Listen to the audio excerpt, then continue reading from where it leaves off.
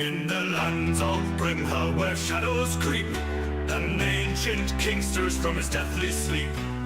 Orcs and goblins rise, their drums resound, to bring the darkness where light was found.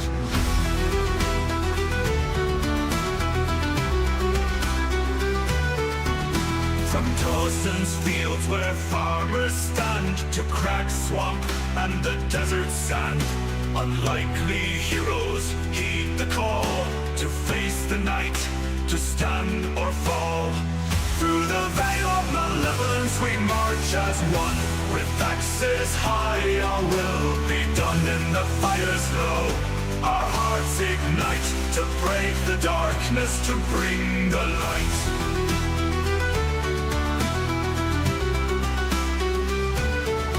In Green Hollow's grove the bards did fight, songs of courage in the dead of night. And in Abylos, where shadows lie, a beholder fell beneath the sky.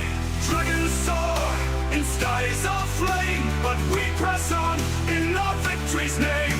Through mountains pass and underdogs maw, to break the chains, to crush them all.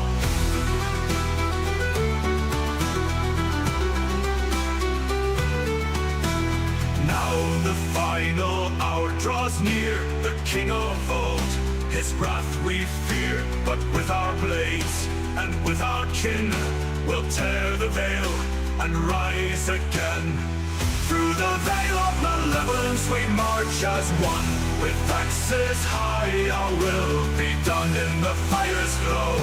Our hearts ignite to break the darkness, to bring the light.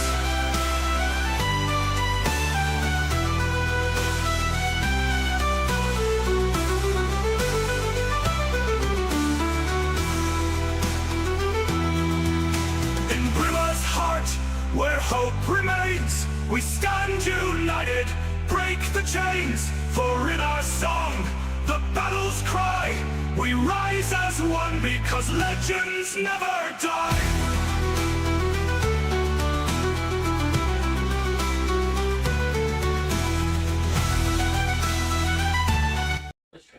Ladies and gentlemen, boys and girls, and our non-conforming friends, welcome back to another episode of Sunday Minhal. Say hi to the internet, everybody. What's up? Hi, Internet. Hello, Internet.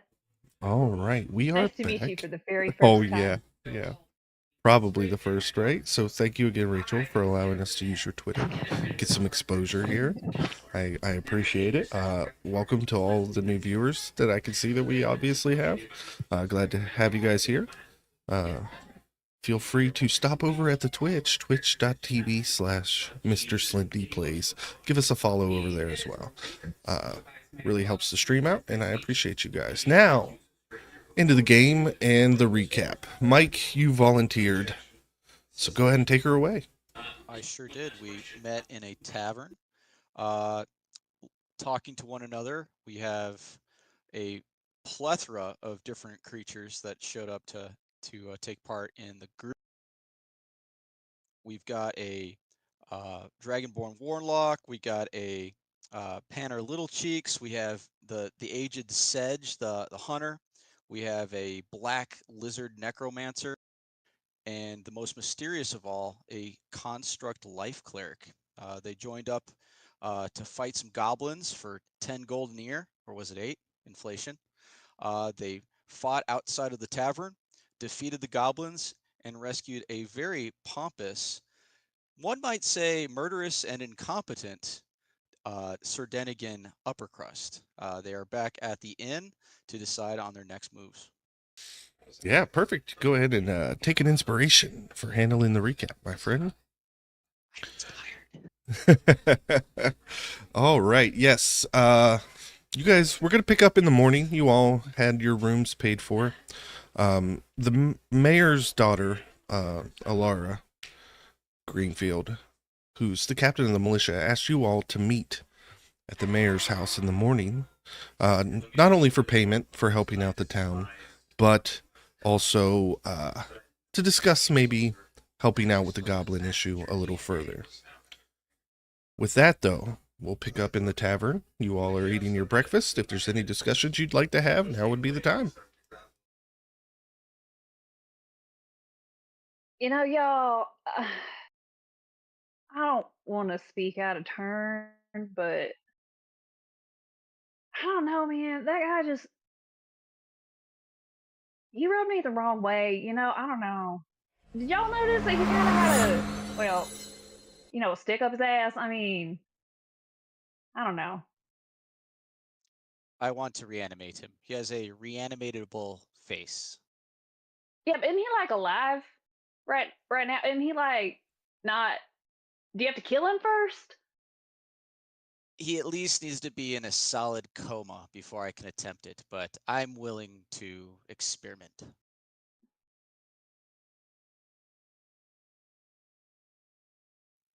If you were to kill him, that would make things much easier. Just There are some ethical implications there that I don't know if I'm quite ready to unpack. But if he tries something and we have to kill him, we can talk about it then, I guess. as they say in the swamp, ethics is a slime over the mud. All right. I'm sure that makes sense to somebody somewhere.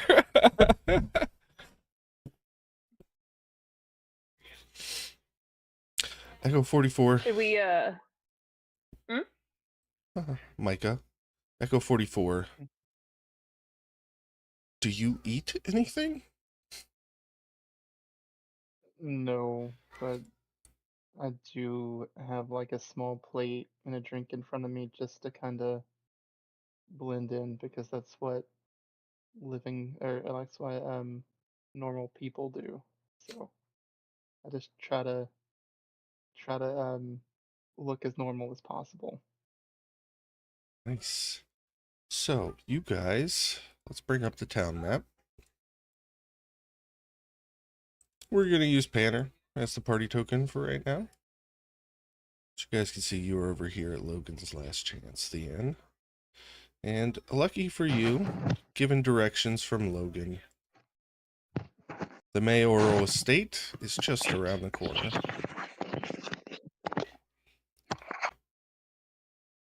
So, we will pull up that map.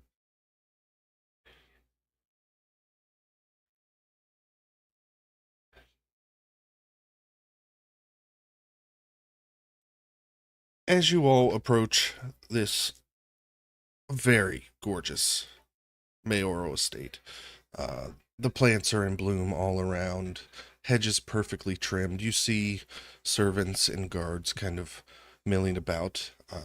And as you walk up this path, you are noticed, and the mayor and Alara come to meet you at the archway, trailed closely by a Sir Dinnigan Uppercrust.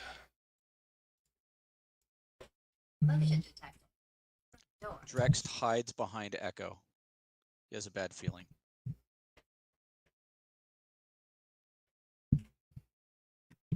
Yeah, Echo will step up front.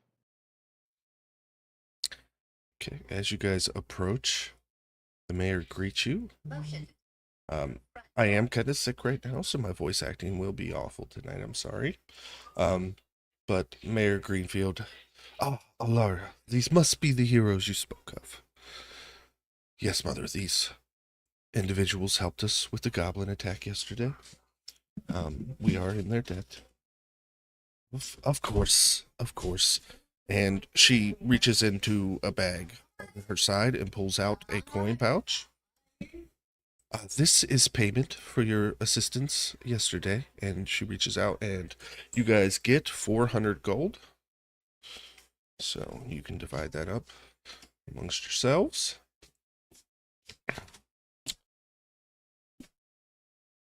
And there is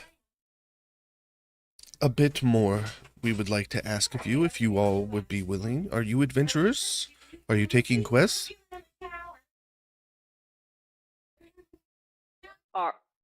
And Panner turns around and looks at everybody. I mean, are we? As long as gold equals adventure and edible humanoids, I'm game. Excuse me? I mean, Yeah. I You mean, know, don't friendly just humanoid. take my word on it. But don't, no. Let's just say yeah. Uh, Mrs. Mayor, let's just say yeah. For now, sure, we're adventurers and we go way back, and this guy's normal, and there's nothing to worry about here. I'm gonna stop talking now.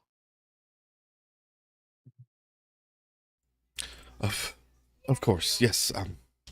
I won't ask any further. Well, the goblins, they seem to be coming from somewhere in the swamp to the northeast of the city. We've had so many ambushes lately that the militia's kind of spread thin. We can't go investigate ourselves. So we were looking for a band quite like yourselves to maybe go and investigate the source of these goblin attacks.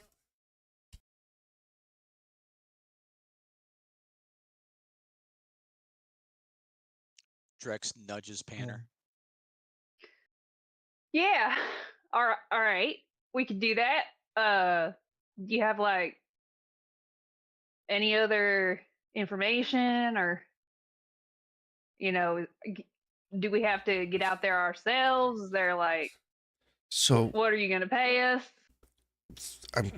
I just wanted to know if you were willing first before we discuss the finer details. I do want you to be warned that these goblin attacks have not been typical. The goblins, usually they're a nuisance at best, but here, over the last couple months, their tactics have been, well, it's almost as if somebody's training the goblins in military tactics. That's why the ambushes have been so effective. So, your first warning is that I don't think that this is going to just be a typical goblin tribe.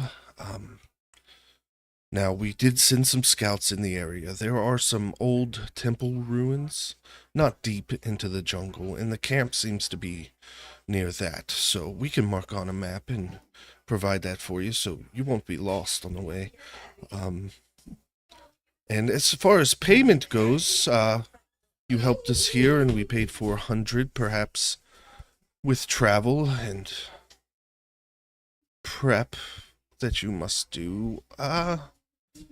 We'll call it an even 1,000 and we'll pay you 500 up front. And you also throw in some potions just to keep everyone healthy while we travel. Yes, we can send word to Trendle and we'll we'll let her know that you'll be by to pick them up. Construct that can haggle. Oh. Thank you. I really appreciate that.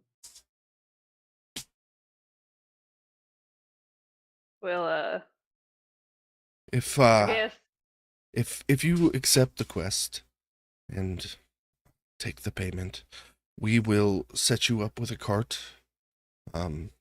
Give you some time to prepare today. You could go see Gruff at the blacksmith. Trindle has her magic shop. We'll provide you with a few days' food and ration. It should be about a 3-day journey to get to the area in the swamp. Anticipating a 3-day journey back. So if you're not back in a week's time, we will hopefully send more to try and come assist you. All right, so it was Grundle Gruff. at the magic. Gruff is the blacksmith. Okay. And Trindle has a little shop in town called Trindle's Trove of This and That. She's a little gnomish wizard who runs a magic shop. All right. So do y'all want to, I guess, get that cart, go into town, stock up? That makes the most sense. Yeah, I think we should do that before we head on. Perfect. Everybody make a perception check.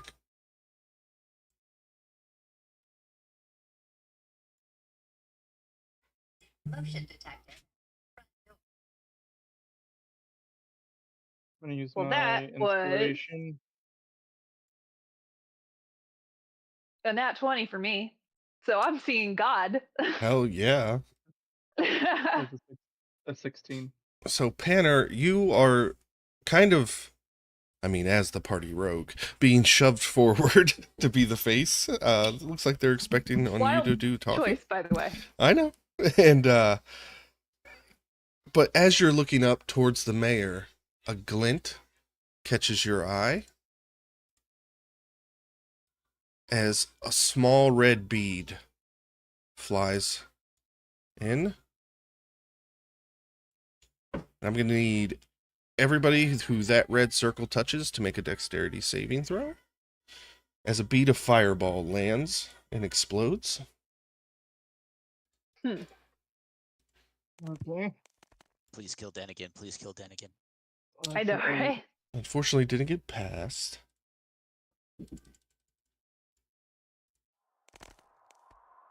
So you said everybody in the red circle? Yeah, so I'm making it for the NPCs right now. Yeah. And Echo would have to make one. Yeah. Echo got an 8. All right. That is 12 fire damage. And I need everybody to roll initiative as the hobgoblins to the west make themselves known. And the goblins to the east also appear. Well, that is great. I got a 9. The mayor is bloodied. Sir Denigan is not. What did you get for initiative, Me? Banner? Okay, 9. there it is. Okay, and Sir Denigan got a 15. Lady Cordesu, what was your initiative roll? I got a 4.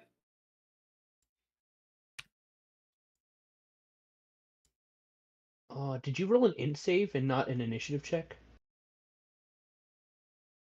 2. I don't know if your modifier is different.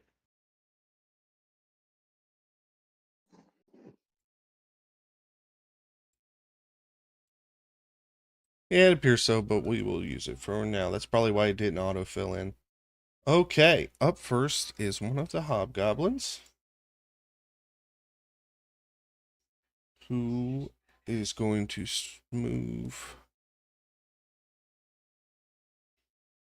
30 feet to the end of this hedge mage, right about here. He's going to use his dash action to climb up and over the hedge. Come down right there. Sedge, you're up. Awesome. How far away would you say that wall is from me at the back of the party? Which wall? The one to the right of Alara Greenfield. It is 35 feet to get to the base of the hedge there. All right. Well, I'll run close to. Oh, right there. Uh, That was only 25 feet. I was measuring closer, like you were making a beeline for the goblins. No, I'm just trying to get up on this wall. I'm assuming that's gonna be more than I've got this turn. But can I see the hobgoblin posted up on the other side? Yes, you can. Through the Sweet. archway. I will try to shoot him.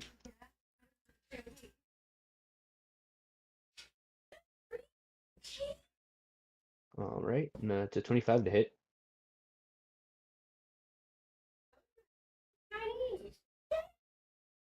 At first I thought it was an easy person. I just 9 piercing damage, and then can I have my bugs push him off the wall? Why did you sell Chinese? He already hopped on the other side because he used his dash. Ah, okay. I didn't know he was on the ground already. Never mind. That's it then. All right, he is bloodied. Echo 44. It is your turn. Right.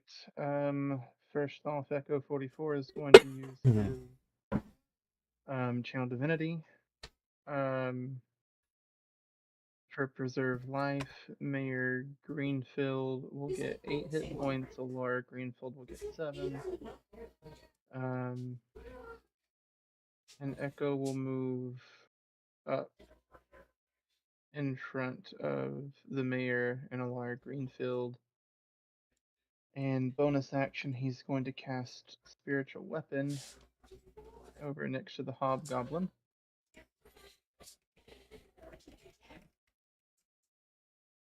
And that will be, let's see.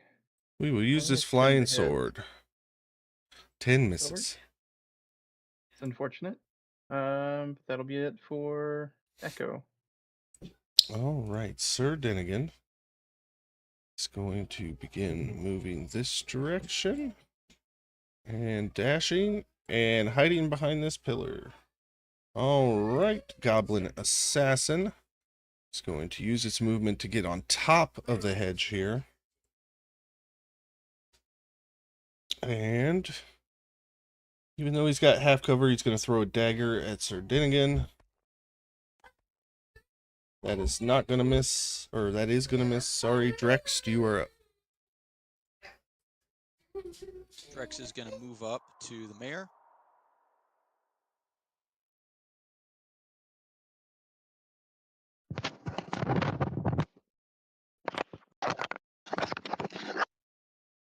And he's going to use his action to summon Nagoni.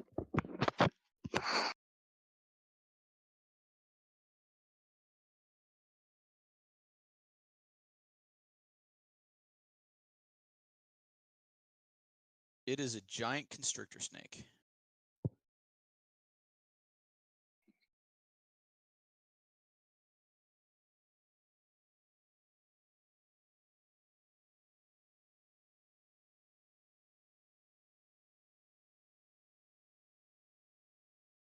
Cool. Can it act on the turn it's summoned? It doesn't say anything in the staff text. Yes.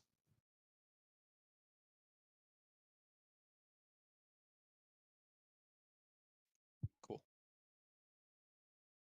All right. He says, Nagoni, eat.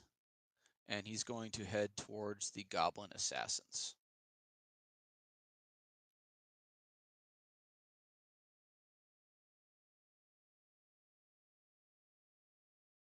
That's it for Drexton Nagoni.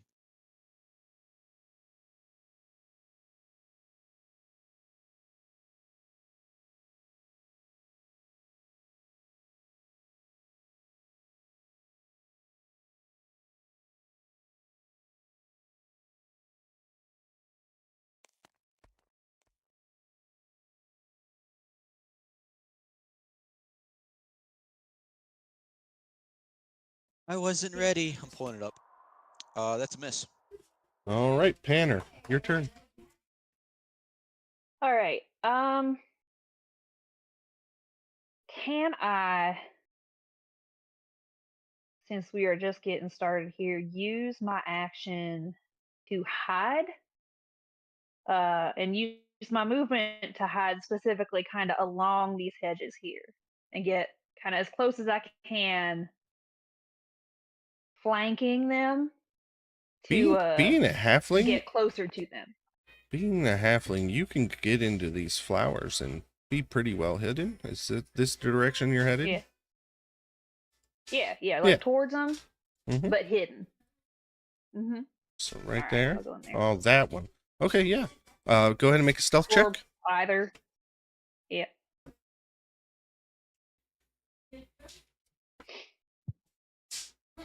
That is an 11. Okay, but also I'm sure I feel hidden. being that you're a halfling, you pretty much have full cover behind those hedges, as they are almost 3 times your height. Mm-hmm. All right, now we have the smoke binder.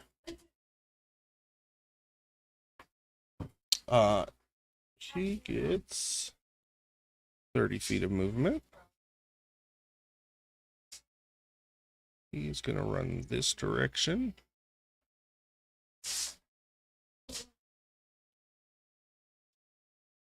And there's nobody within range for him to attack, so he's going to dash. Okay. Now for the Devastator. Guy who threw the fireball. The It's what going now? to move down. The fireball that went off to start the fight. No. The Devastator? Yeah, he's a Hobgoblin Devastator. Oh, no. And he pulls off a bow. And he doesn't actually grab an arrow. As he grabs the string and pulls it back, this magical acid arrow forms on the strings. And Lady Cordesu, he's going to shoot an acid arrow at you. 24 to hit. Definitely hits. I figured. For 16 acid damage.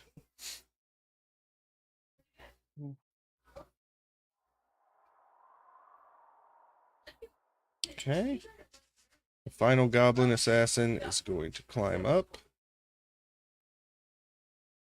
and throw a dagger at Sir Dinnigan.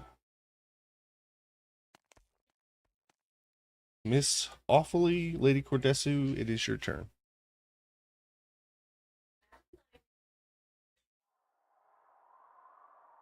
Lady Cordesu is going to. She's going to. At the Hobgoblin Devastator, she is going to use Eldritch Blast. Heck yeah. 19 definitely hits. With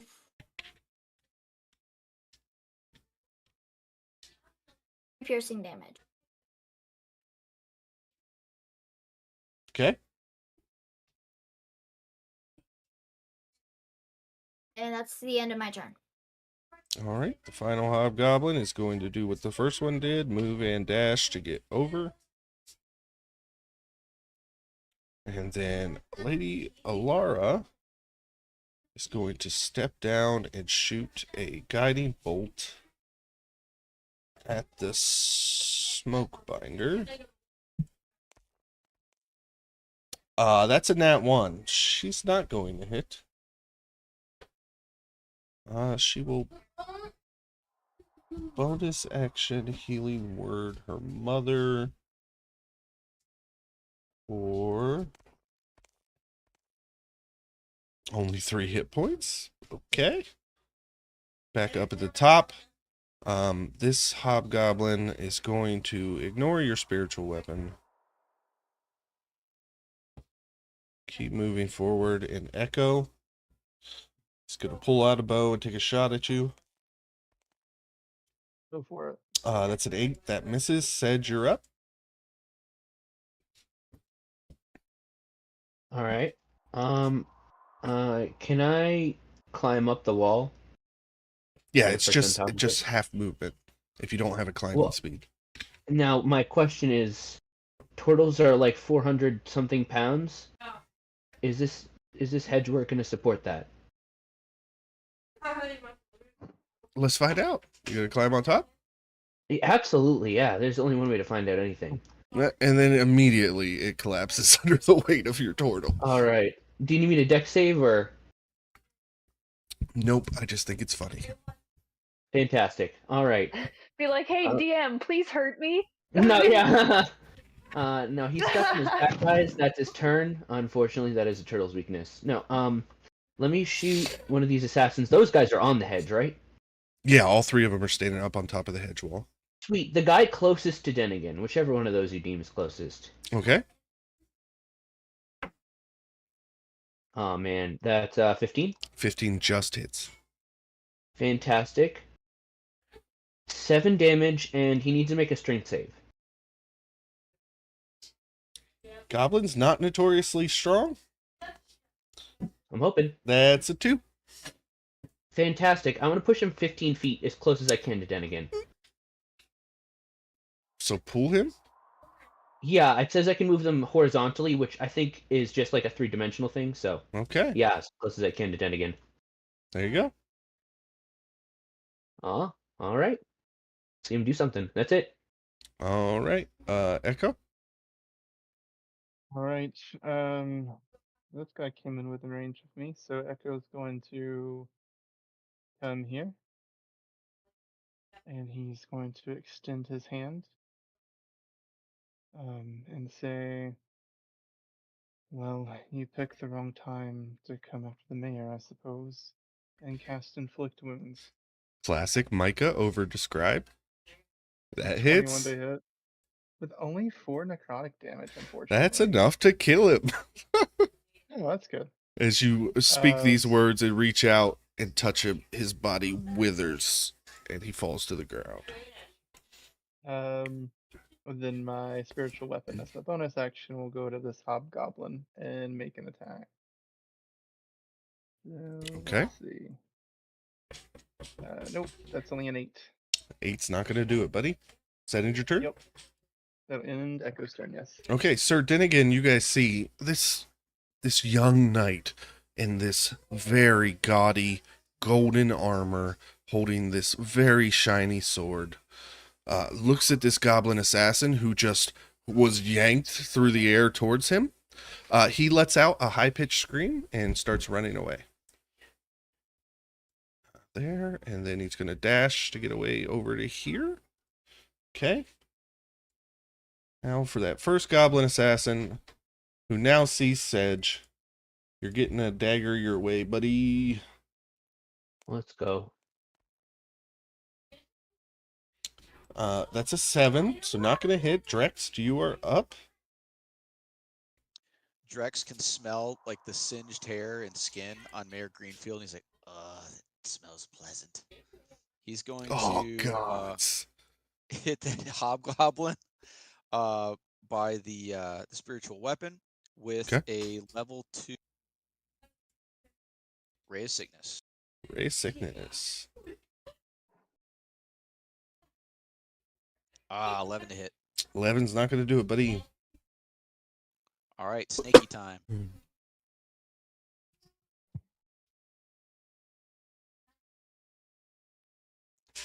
Nagoni moves up to the closest goblin assassin Absolutely. and attacks with bite.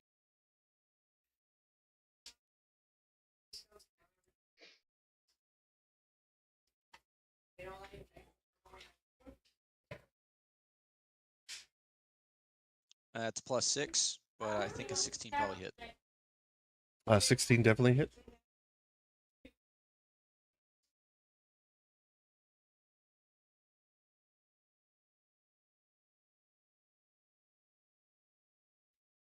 Uh, 9 piercing damage. All right, it is definitely bloodied. That's it for Drex. All right. Is the second goblin up there who is going to throw another dagger at Nagoni. 15, I think, hits. Hit.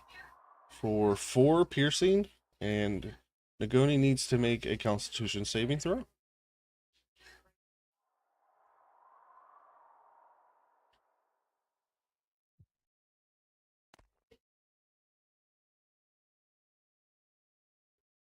That would be a 4. Well, even on a failure, it is only 2 poison damage. Got it. All right, Panner, you're back up.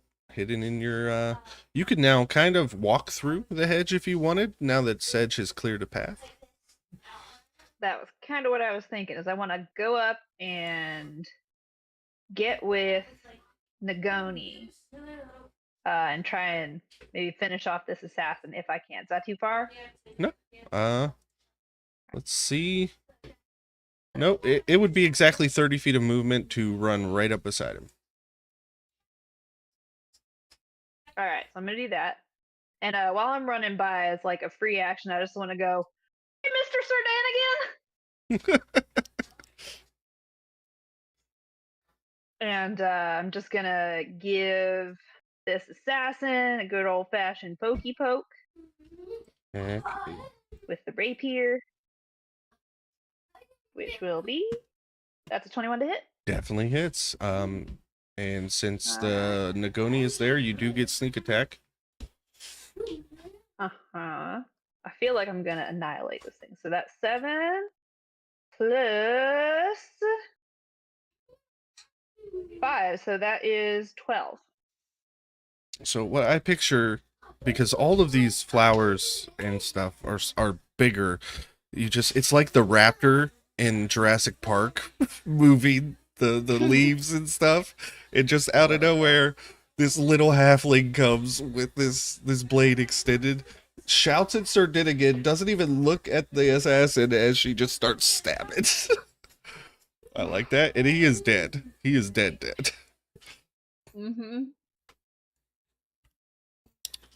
All right, now the smoke And binder. then, Oh nope. Yeah, I don't really got I've got a bonus action, but I don't feel like I really need to do anything with it. So Okay. The smoke binder is going to keep moving, and he is going to fire off a choking bolt at Alara. 20 definitely hits. And does 11 fire damage, and the target cannot speak until the end of its next turn, so she cannot cast any vocal spells. Uh-oh. The Devastator is going to move up.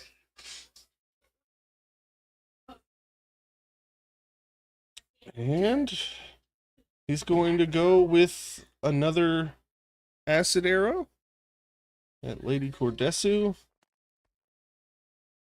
But I don't think a 12 hits you. Nope. Okay. It is your turn, Lady Cordesu.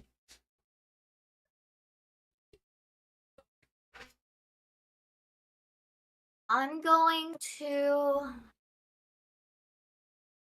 Is the hobgoblin smoke binder kind of hidden behind the bush? No, he's standing out in the open. Okay. I will use Eldritch Blast again at the smoke binder. Okay. Unfortunately, a 9 will not do it. And I will. Do I have enough movement to get to the bushes on the side where Sedge is? Of 30 feet. You have 30 feet? 30 feet will put you right in the middle of that bush. Yep. Okay. And that's the end of my turn. All right, this hobgoblin now is going to go. He can't quite make it all the way to Echo 44, but he's going to stop here, lean against this pillar, come around with his bow, shoot at Echo. Okay. 14 to hit. That misses. My dice hate me tonight.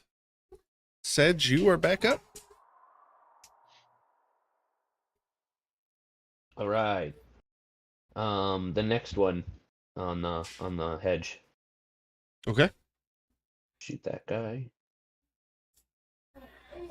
Oh, there's no way a 10 hits. Unfortunately, it doesn't. That's tough. I guess I'll cast Shillelagh on my stick and start moving forward. Heck yeah.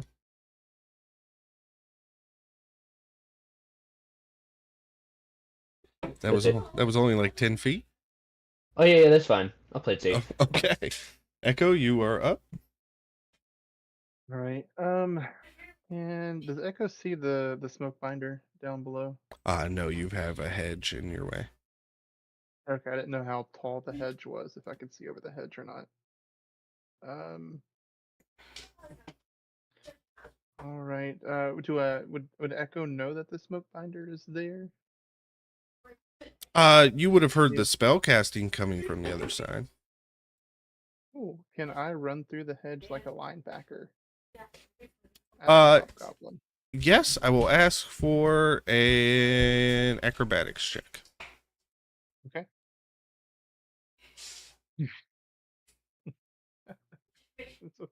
So you run into the hedge and just it catches you. You're not able to make your way through it. I gotcha. All right. I guess did that take my action? No, not yet. That was just movement. Okay. I'll turn to the hobgoblin behind me then, and I'll shoot a guiding. Actually, let's bonus action move my sword, my spiritual weapon up and try to hit him with the spiritual weapon first. Okay. Let's see. 13 to hit. 13 does not hit. All right. We're gonna toll the dead. He needs to make a wisdom save to beat a 14. Okay. No, that's a failure with a 7. Okay. Oh nope. Hang on. Rolled the wrong one. My bad. That was Toll the Dead 12, right? Has he taken damage?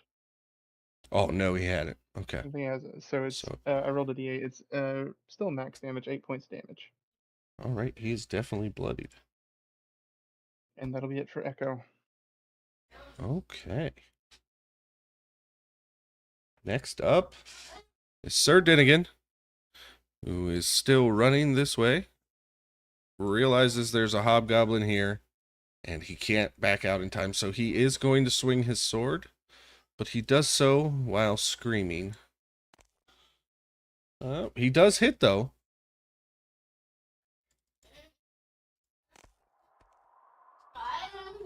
And so Sir Dinnigan is just petrified right now at this ambush, and he's running screaming, and he sees this hobgoblin, and he doesn't even look. He closes his eyes as he's screaming and swings, and manages to lob the hobgoblin's head off as it falls dead.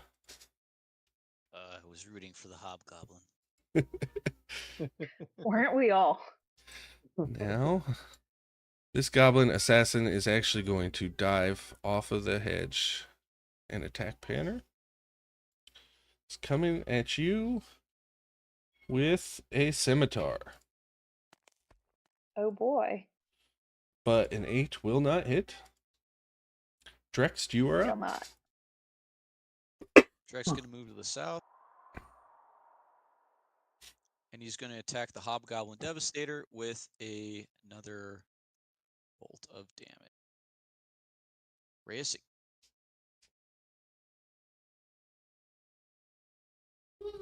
There we go. 24 definitely hits. 16 necrotic. Okay, nice hit.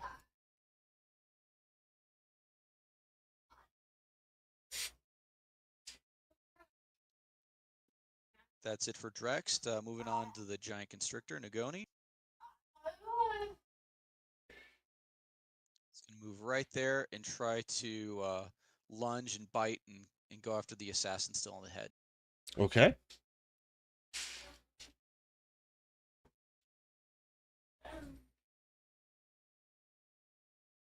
Oh, definitely a hit.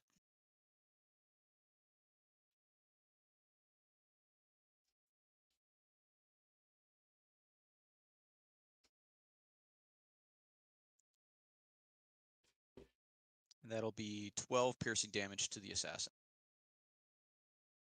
All right, he's bloodied but not out. That is it for Drex to Nagoni. All right, well, it is his turn, and now that Nagoni's close, he's going to retaliate with his own scimitar. That is an 18 to hit. That for sure hits. Hit. And does 7 slashing damage. And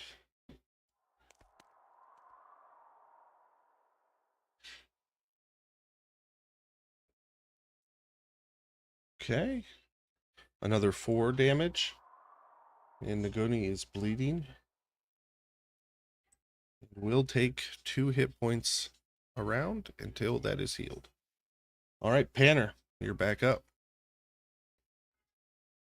All right, so Panner, they get swung at and just kind of goes under it. As usual, we're going to do a little pokey poke. See if we can hit that assassin that's right on me. Okay. And that's going to be 19 to hit. Absolutely. And you get sneak attack. Fantastic. So that is 5 plus 4, so that's 9. The exact amount of damage And you needed then to kill him? fantastic. In that case, I'd like to use. Am I engaged with the other assassin? No, you are not Like, if I close run enough. away, am I going to take Nope. a hit? Nope. All right, cool. Nope. So in that case, she's going to use the rest of her turn to run over to Mr. Sir, then again upper crust. How far can I get all the way there, or Nope. do I need to Right where you dropped yourself is 30 feet. So that's right about there? yep. How many people? Hold on 1 second. Let me see how many people we got left on here. You know what? She's gonna step at the window over to him and just say, "Mr. Sir Upper Crust, what are you doing here? Why are you screaming?" Clap him on the back. Goblins! All right, the smoke binder is up, and you guys watch as his body kind of collapses in on itself, and he becomes a cloud of smoke. And he is going to move through the hedge and come out behind Echo 44. And Echo, he reaches his hand out towards you, and it bursts to flames. Okay, That is a 24 to hit. that hits. You take 12 fire damage, and you cannot speak until the end of your next turn. So any spells that require vocal components, you cannot cast. No. Okay. Devastator is going to continue to try to close ranks with Drext. Drext.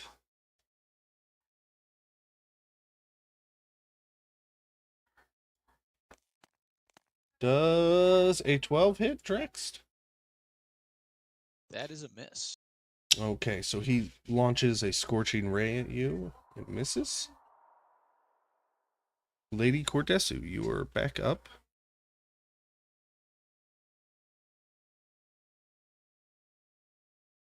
I'm going to use. Let's do. How far away am I from the Hobgoblin Devastator? Let me get roughly? my ruler out here. You are roughly 49 feet away, so 50 feet. Okay. I'm going to use my 30 feet of movement to get about right here, I'm guessing. Yeah, that's about right. And I'm going to use Witch Bolt. Ooh, And I'm definitely pretty sure hits. that's it. Yes, it does.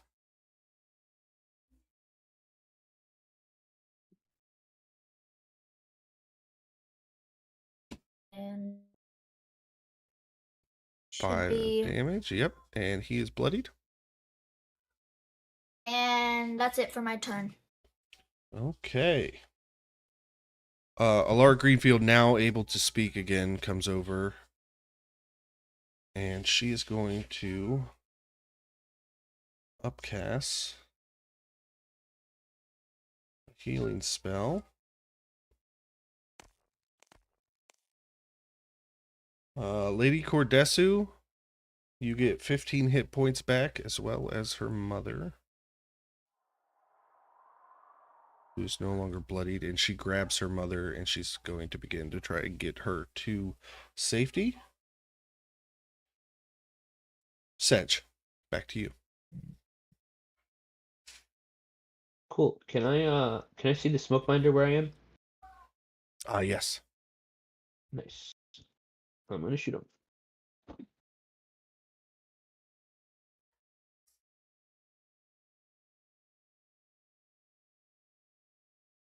Under my supervision. 19 definitely hits. Nice.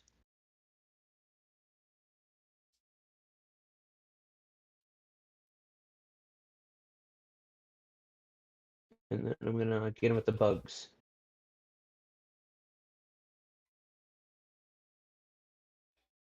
Nice. Big damage. That's it. All right. Next is Echo 44. Right. Since the spiritual weapon's already been cast, it just moves and can attack. It doesn't take mobile components to do that, does it? I didn't see anything in the spell that said that. Yeah, no, you can move and attack.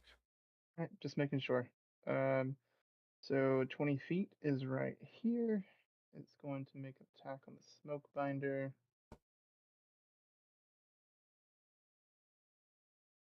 Yeah, it's only a 13 to hit. Fortunately, that misses.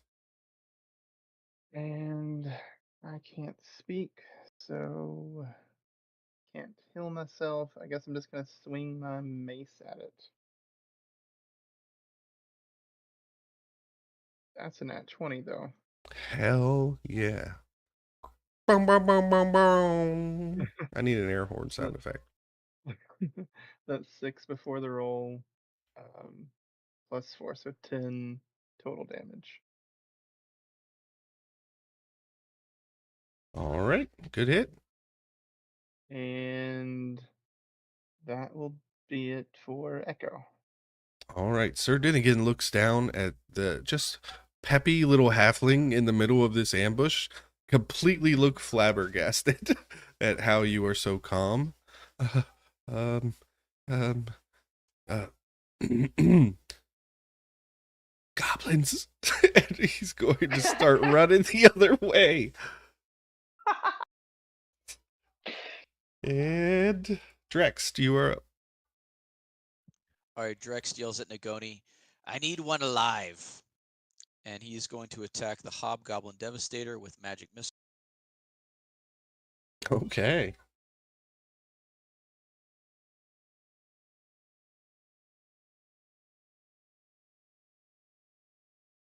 Okay, that hit 4. So what is that, 12? Yep, that is 12 on the Devastator. Nice, max damage on a magic missile. That feels good.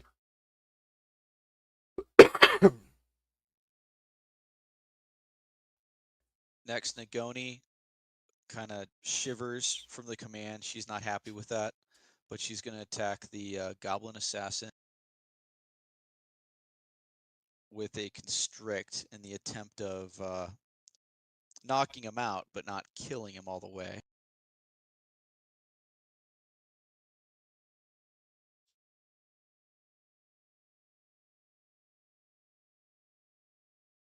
Ooh, nat 20. Hell yeah. I think that's going to be enough to kill him. Oh, I have no doubt. But you said you were purposely going for non-lethal, correct? Yes. So I will mark him black as unconscious. The Nagoni constricts around him to keep him in place and just sniffs at his head. All That's right. it for Drex. Next up was his turn, but not anymore. Patter, you are up. All right, so I'm gonna go over for the smoke binder, since I'm Heck already yeah. basically there. You do get advantage on your attack. I sure do. All right, let me do the poke, as per everything that I always do the poke. Got that's a really good. Got a 23 and also a 23. Heck yeah. So I'm gonna do for that. That's 5. And what I get sneak attack for that since I have advantage? Yep, absolutely. Because you had Plus- advantage, because you have allies within 5 feet, Ooh. all that. Yeah. Mhm. So 2. So I got 7 damage there. He is bloodied. And I'm gonna come back in with flurry of blows too. So same as last time, I sort of kebab him, and then while the the kebab is in, give him the 2 punches right in the head. Heck yeah. That'll be ba-doop-boop-doo. For the first one, that is an 11. And for the 11. second one, misses, but the That's second a one? 4. All right, That so one I missed misses with as well. both. Yep. Mhm. All right. It is the Smokebinder's turn. You have made him angry, Panner. He reaches his hand towards you. That is a 22 to hit. Gonna take. Yeah. Yeah, you take 13 fire damage, and I know this is going to break Panner's heart. She is unable to speak until the end of her next turn. Well. The Devastator, looking quite desperate. What's the distance? Yep, that is within range. He is not going to allow you to take that little goblin. And so he is going to throw a fireball at Nagoni. I need a dexterity saving throw.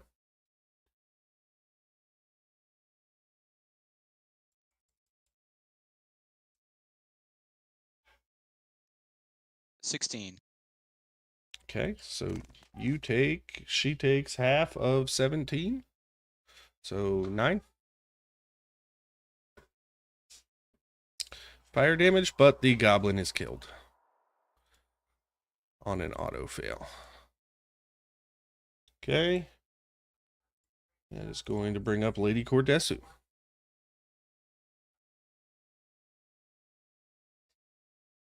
I still have concentration on Witch Bolt, correct? Correct, so you can just do the damage. Okay.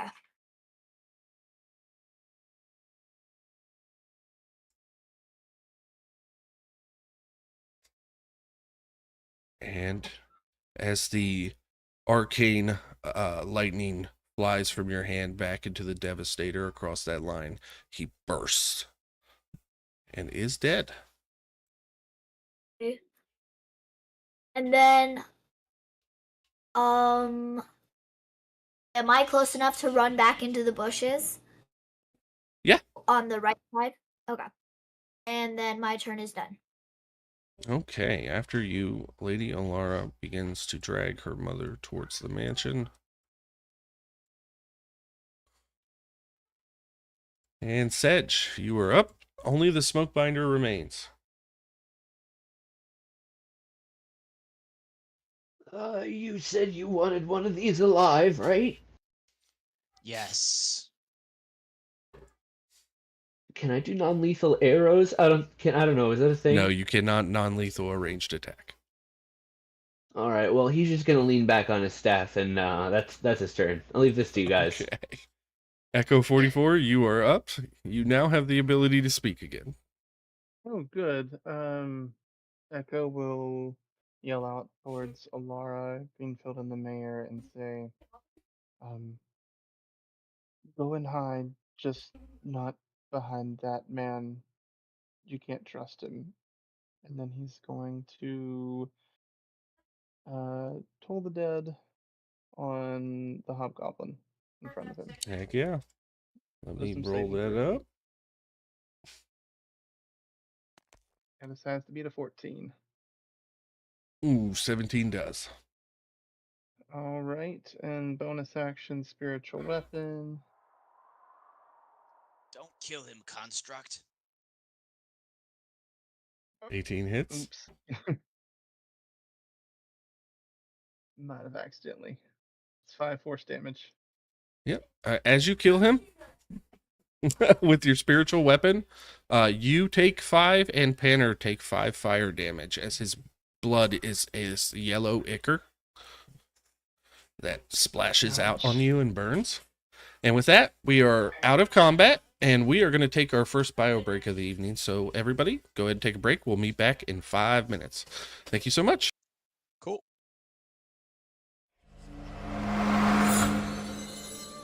In the land of Minhal where the orcs attack, there's a smell in the air, no turning back. But before you head to battle, don't you know you need the fresh touch of ugly soap coal. Ugly soap, it's the Minhal way, keeps you fresh through the fight night and day. From Tosin's fields to fire past snow, stay clean and mean with ugly so cold. Got a beard like a dwarf or a goblin's stench. Ugly soaps got oils to quench your thirst, my friend. With bombs and bars for heroes like you. Face any foe and smell brand new. Ugly soap, it's the Minhal way. Keeps you fresh through the fight night and day. From Tosin's fields to fire past snow, stay clean and mean with ugly so cold. Got a beard like a dwarf or a goblin's stench. Ugly soaps got oils to quench your thirst, my friend. With bombs and bars for heroes like you. Face any foe and smell brand new. Ugly soap, it's the Minhal way. Keeps you fresh through the fight night and day. From Tosin's fields to fire past snow, stay clean and mean with ugly so cold. Wax melts to scent your lair so divine. Deodorant and scrubs to make you shine. Even a hag would smell so sweet. With ugly soap, you'll never know defeat. Ugly soap, it's the Minhal way. Keeps you fresh through the fight night and day. From Tosin's fields to fire past snow, stay clean and mean with ugly so cold. Use promo code MINHAL and get 10% off.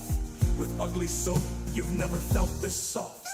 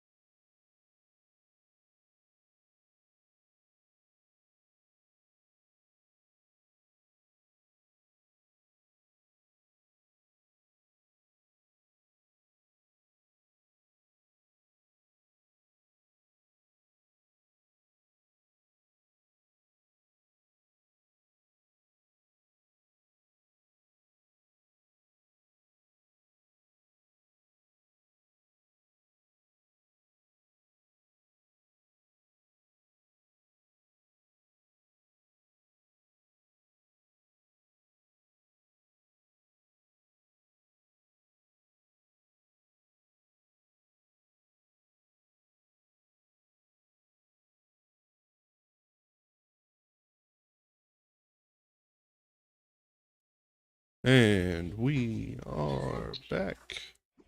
Okay.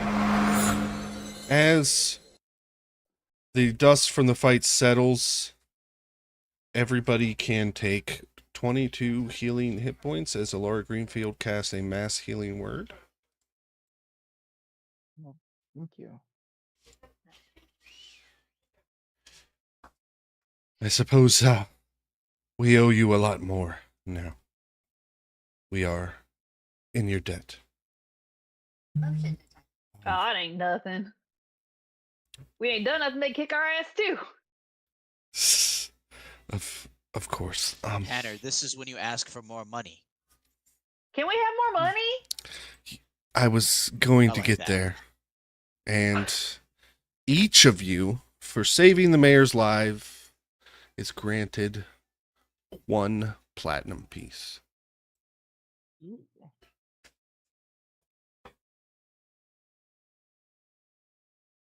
Don't, as they say, spend it all in one place.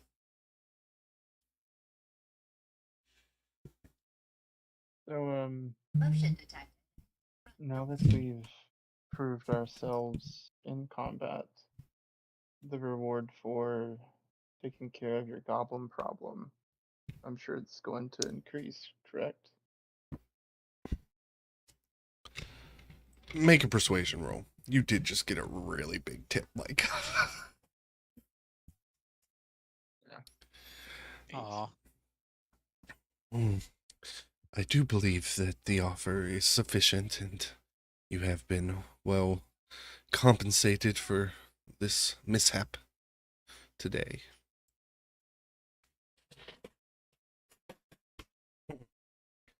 All right. Now you all are going to go out and about the town. Who wants to go where? Do you guys want to go to the blacksmith? You want to go to the magic shop? What would you guys like to do? Do you want to split up, go to different places? I Did we don't get have much con- blacksmiths. Okay. Did we get confirmation that we're getting healing potions from the mayor? She did set it up. I'm going to give you each 1 normal healing potion if you go to the magic shop and pick it up. All right, we'll head by there I then. can Yeah. go there. Do we 1 second. do we want to split up a little bit? I know I got to hit the blacksmith, but we have those healing potions waiting on us, and I don't know if any of y'all whoopty doopty, sparkle types might want to go there and see what they got. I can go to the healing shop, or the magic shop, to get the potions. I will accompany the construct. Why do you call him that? Oh, man. Okay. All right. So let me pull out some tokens here. Panner, going to the blacksmith. Gruff Yep. is up here. Echo, going to the magic shop. Trindle's Trove is here. Drex, going to Trindle's Trove.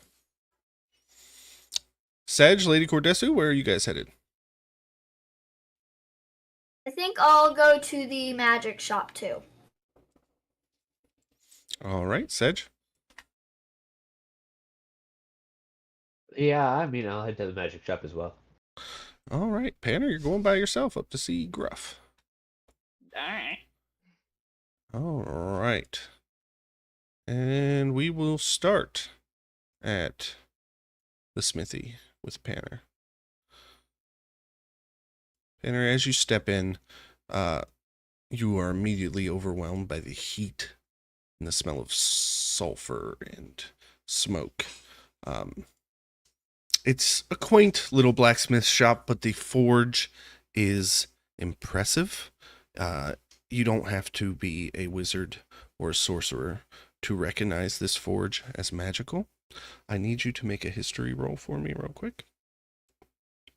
Alrighty, let me find. Oh, that's gonna go real well. That is a 13. Okay. 13, you do have amnesia. Tosin's blacksmith, Gruff Ironbeard, is a bit of a legend. He's one of the only dwarves to ever, it's ever been known to become a dragon rider. He befriended a red dragon in his youth, and unfortunately that dragon died. But it's said that Gruff used the fire gland from his friend to create his magical forge. He went on adventures, but has since retired and has taken up to mostly tool making here in the city of Tosin. And as you step in, the old grain dwarf looks up from his anvil and kind of wipes his hands off on his apron. To no avail, his apron's just as dirty. And, how can we help you, little one? And Panner, she doesn't miss a beat. She just sticks her hand right out and shakes it and says, "Well, hi there. My name's Panner Little Cheeks, and I have weapons, and I might like more weapons or possibly better weapons." I don't do much for weapon forging anymore. I do make some things for the town guard and militia. I do have some things available. What exactly were you looking for? Well, I got this rapier, and I like to give it the little, the little poke 'em around. You just kind of like, but I don't, if it could be like better. I don't know. I just, I got money, and you got fire, so I thought maybe let's see what happens.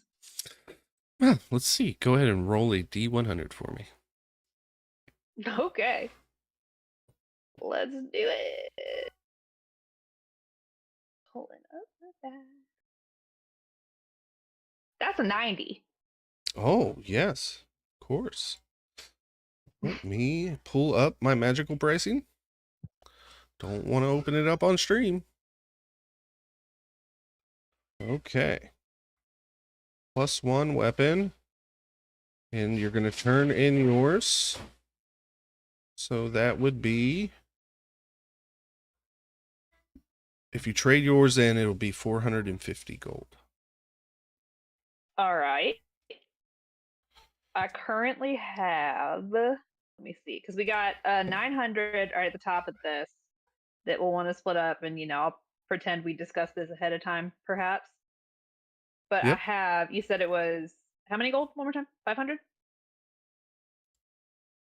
It's 450 if you're going to all right. trade yours 1 for 1.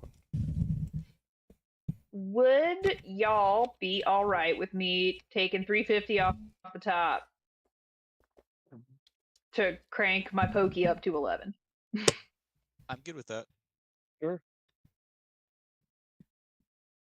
All right. Now I am gonna at least attempt. Ooh, man. I mean, like, I got money, but I ain't got like money. Can we like knock that down any at all? Like, just a little bit. Maybe I do you a favor or something. You kind of see he takes a deep breath and just says, "Halflings," and go ahead and make a persuasion roll.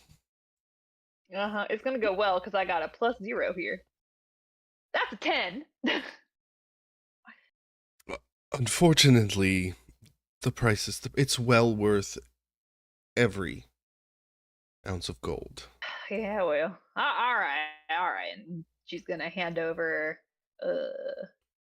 I will take 100 out of my gold and then 350 out of the pot. Okay. The money is exchanged. He takes your rapier. And hands you the new one. It is very nice, and it has almost an aura to it, as it is, in fact, magical.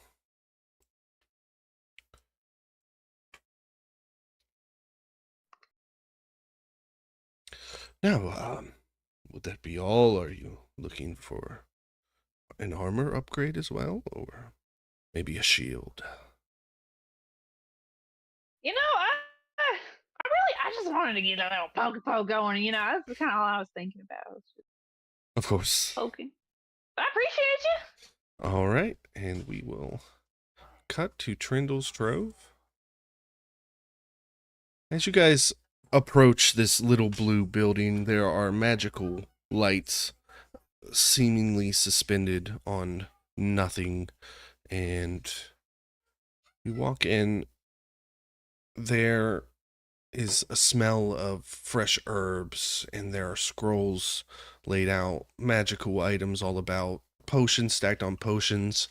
And as you approach the front desk, You don't see anybody, but you hear a rustling, and then just popping up, you see these big eyes behind these huge spectacles as Trindle, who has this long, well, not quite long, shoulder length graying hair, very wavy. She's got a knit cap pulled on over top, and she's wearing these purple robes, and she's got a little flower in her collar, and she just looks like a elderly bubble of happiness.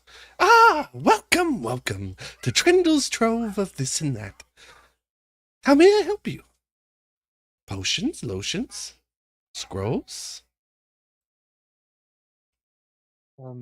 Mayor Greenfield sent us here to pick up some potions of healing. Ah, that would be you. Yes, yes. And she goes back down underneath the desk and pulls up this crate, pops it down, and it's got the 5 healing potions in it. This is what she asked for. Thank you, I appreciate it. Echo will take them and pass them around to the party and give the other one to Panner as soon as he sees her. Yeah, absolutely. If you guys in the Discord go to Trindle's Trove of this and that, there is a Google Doc in there. And you can click that Google Doc, and it'll give you a list. It's not every magical item in the world, but it's a lot of them. And if you wanted to peruse that, see if there's anything on there that you could afford and you would like, I will give you guys a moment to check that out, while I do a sponsor plug for the stream. Hey guys, we got a lot of people watching tonight. It's super exciting. Glad to have you all here. I do want to let you guys know that we are sponsored by Ugly Soap Co. That's ugly-soap.com. You can find all kinds of stuff there. I personally use the Moretto bar soap, colognes. I got the Nova right here on my desk. If you guys use promo code Minhal, MINHAL, at checkout, you will get 10% off. All kinds of products there. They got deodorants and wax melts and sugar scrubs. So, hey, take some time, go to uglysoap.com and take a look at what they got. Thank you. All right. Anybody see any magical items they might want? Drex, go ahead. No, you go ahead. Drex looks at her, gets a little closer, and like a conspiratorial tone says, "Do you have anything in the back for, say, those who deal spells of the dead?" Necromancer? That's a strong word around here, but... And then he nods his head just a little bit. And what in particular might you be looking for? I have started my journey in knowing those darker arts. Perhaps a scroll of zombie? So you want a scroll of raise dead? Or animate dead? Honestly, I'm kind of new to all this. I'm So it trying to would think be, of the best it'd be spell that animate dead. Yeah.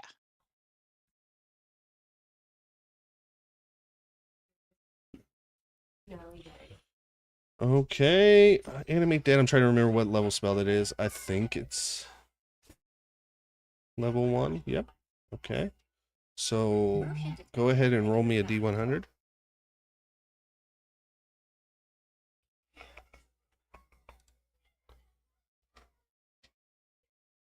66. Okay. She does have one in stock. Let's see how much it costs.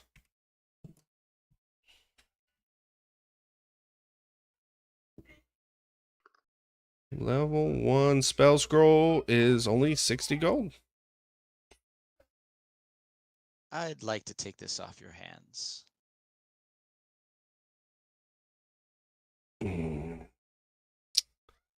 Use it responsibly. And she hands it over. Drex winks at her. Do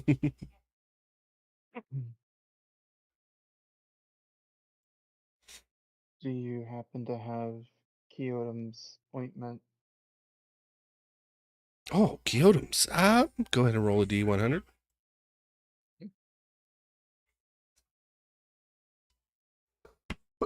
A 3. Unfortunately, I'm fresh out. Alright then, I appreciate it, thank you. Not at all a problem, say. Where are you from?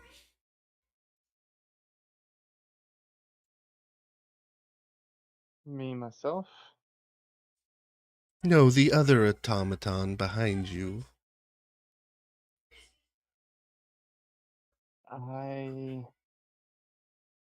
I'm not sure. I've just been traveling across the continent. I don't remember where I'm from. Ooh, that's intriguing. And she pulls out a magnifying glass and, like, climbs on top of the desk and it just starts inspecting you. Can I help you? Interesting. Interesting. Well crafted. But you... Interesting. What is your name? I go by Echo 44. Interesting choice given to yourself or by your creator?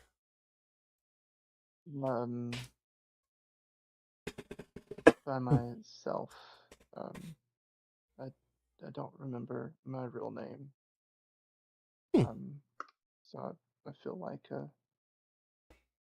don't know, an echo of the past, and then there's a 44 on my chest. So Interesting. Do come back again sometime. I'll do some research. I've never seen this fine of a make or an automata who thinks for himself.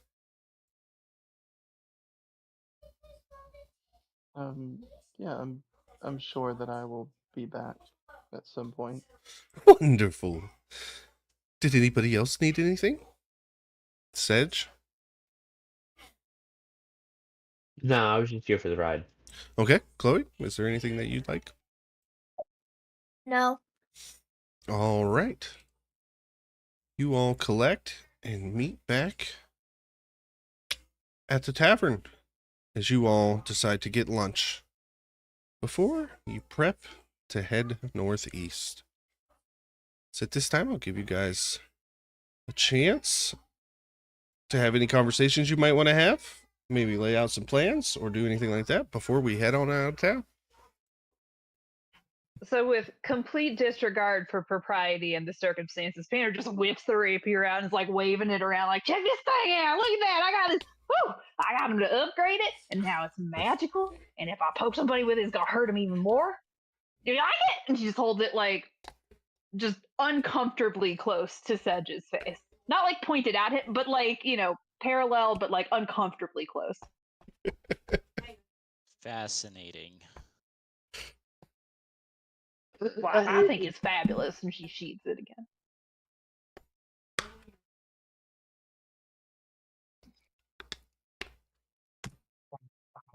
Each of you may add, as well as the new items, 5 rations for the road. Okay. As Logan has been paid by the mayor to provide you guys with some food for the road. I don't need rations, that's right.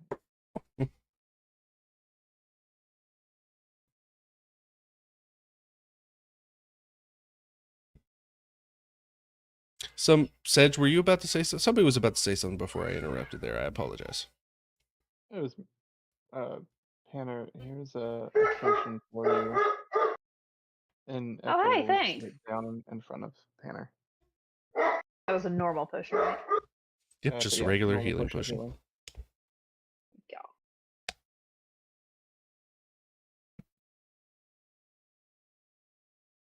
Awesome. Party of little words. As you all pack, you are provided a cart and one horse. And as you begin to head out of town, you see coming this shining, gleaming, armored Sir Dinnigan on a very, very nice white stallion. And he doesn't look like he's going to pass you. It looks like he is on a path to intercept you on your path. And he does. And he starts riding in the direction. And I have been tasked by the mayor to join you on your quest. Despite my protestations, it's obvious I am needed here in the city for protection, but it seems they wanted me to go with you. Well, no, you don't need to be scared, Mr. Doctor, Sir, Mr. Sir Danigan. You don't need to be scared. You're with us. Panner, he's scared of everything. Excuse me, peasants. I fear nothing. There's And a I'm- goblin right there. What? Where? That is not funny. I'm laughing on the inside. I'm sure the mayor sent you to us because they were afraid that you would get him killed as well. Will never understand these backwater towns and their lack of etiquette. But Mother says I need to get out and see the world. Deep breath. She just doesn't want to pay for the funeral costs. So I think Panner is just gonna try and scramble up on his horse and sit behind him, just see what happens. Oh my goodness! What are you doing? Oh, Let's get going. You know, I got these little legs. I know that you're not going to get this, but you are totally rooting Sir Dinnigan. Okay, yeah. Reluctantly, who has the dog barking? That's me. I'm sorry. I'm trying to keep Okay. it muted. I appreciate that. It keeps catching me off. Reluctantly, but he allows Panner to ride along. As he sits up straight and his horse does that like high prancing walk. It's quite ridiculous. And you all begin to head out of town to the northeast towards the swamp. Who is going to lead the party? Sir Denigan, as the noble, I believe you are a natural leader in moving forward. I'm not quite good at navigation. Just so you guys know, I use survival checks to set pace for you guys and to determine encounters. So it would be in your best interest to whoever has the best survival. And at this point, I would think it would be Sedge. Sedge. Lead the way, bold ancient turtle. Yeah, I'll take the lead. Go ahead and roll that survival check. Cool.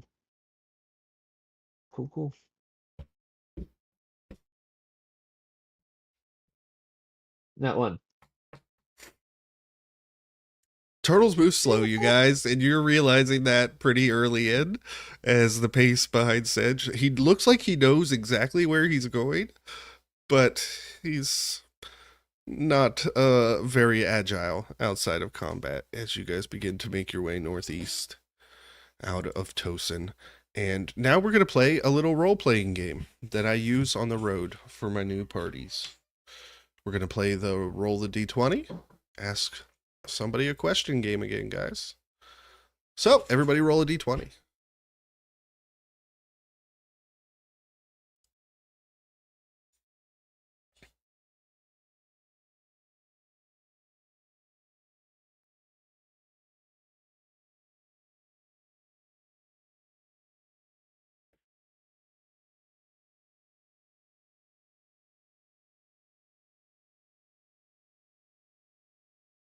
Fantastic news. My dog stopped screaming. And I rolled a 16. Yay. All right, I think I'm missing one. Who did not roll?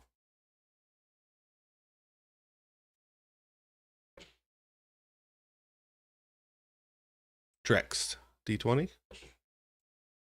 Oh, my bad. I thought it would populate. I rolled a 4. 4. All right. Panner. Of course it's Panner who gets to speak first. You may ask one question of any party member, including Sir Dennigan if you must. Oh, how bad do I want to? I don't want to mess with the DM. He'll get me later. Let's see. I think we have not heard a whole lot from Lady Cordesu, sorry. So I think she'll look over her and say, "So, why lady? Is that like a? Are you a lady, or is that like a first name situation?" I'd say it's more of not a first name, but as a title, I would like to be preferred as. So, like, lady of what? The night?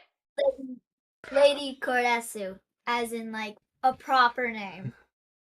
Like the Lady of Cordesu, or? You show some respect. Sure, I we'll did go with not that. realize that you were a lady. You show some respect to the lady, Sir Dennigan says. Okay, Mr. Sir Dennigan, I will. I'm sorry, I didn't realize I was being disrespectful. It is good to have another noble around. Can you believe these peasants? And with that, Echo 44, you get the next question. Okay. Let's see. Sedge.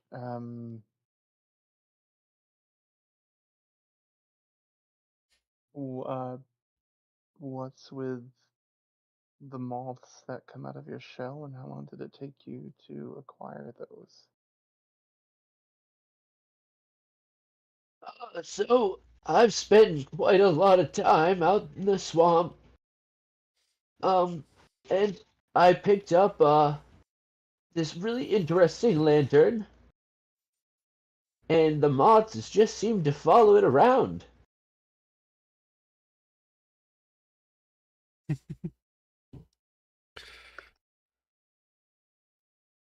All right, Sedge, you are next. Lady Cordesu after Sedge. I need to step away for just a second, but you guys can keep going. I can hear you.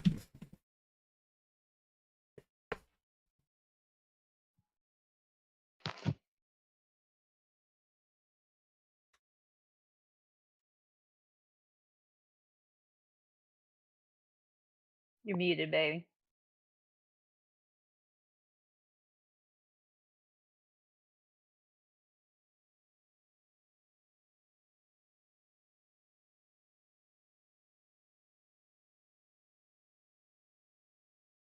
Whose go is it? Or Sedge. Mm-hmm. Oh, I am so sorry about that. My little one ran in.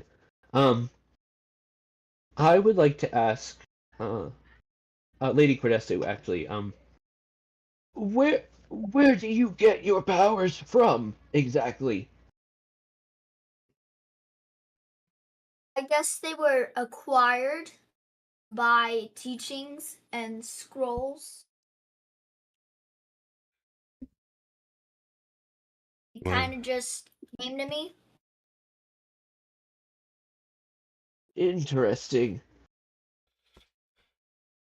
I'm going to need a deception check on that, Lady Cordesu, and I will need an insight check from Sedge.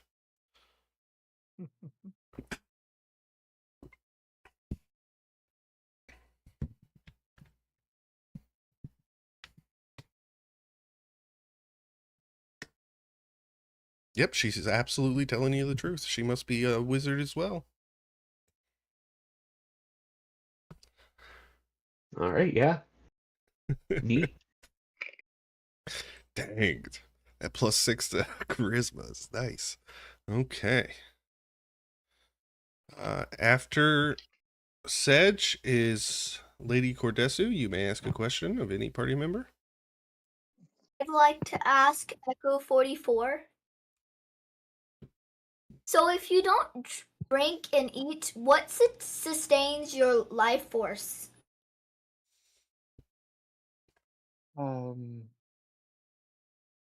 I suppose it's the core in my chest.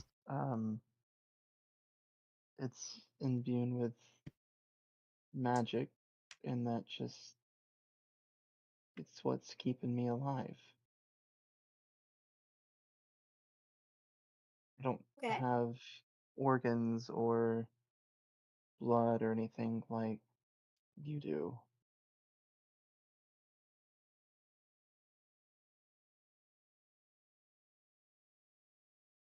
Rex, you are our final question. Sir Denigan, what is your take on the afterlife? Well, I suppose that depends on which god one follows.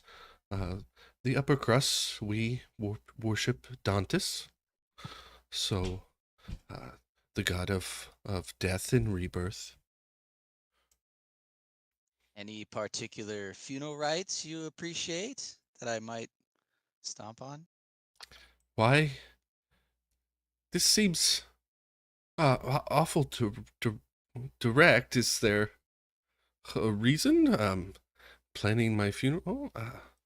Oh, you know us peasants. We have a very short life on this earth, and we just want to know how best to respect you when your time comes. Probably not on this trip.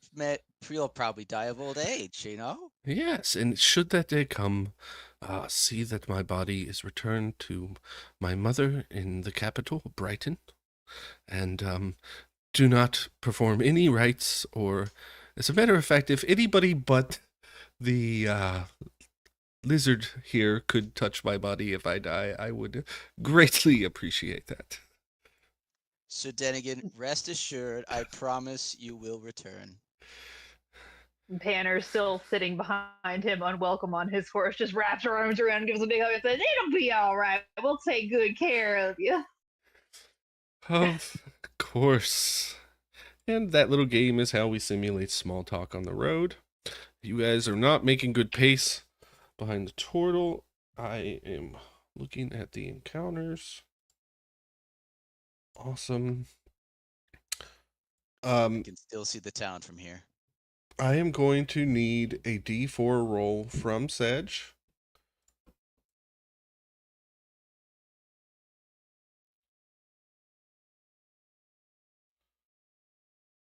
Okay. As you guys begin to crest a hill, you can kind of hear this gnashing sound. And ahead of you, you see gnolls surrounding this body. You can't tell what it is exactly that they are feeding on from where you are.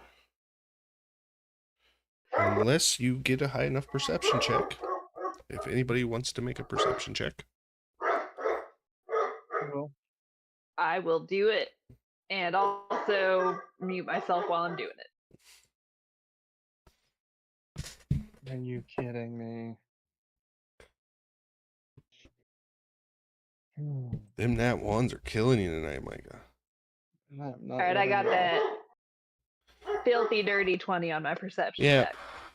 Panner, as you're looking, you can see the hand of a humanoid kind of through where these gnolls are feasting.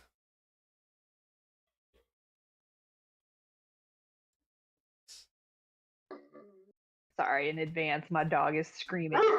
Hey, Yes. I love you too, bud. Thank you. Super excited. I'm in the.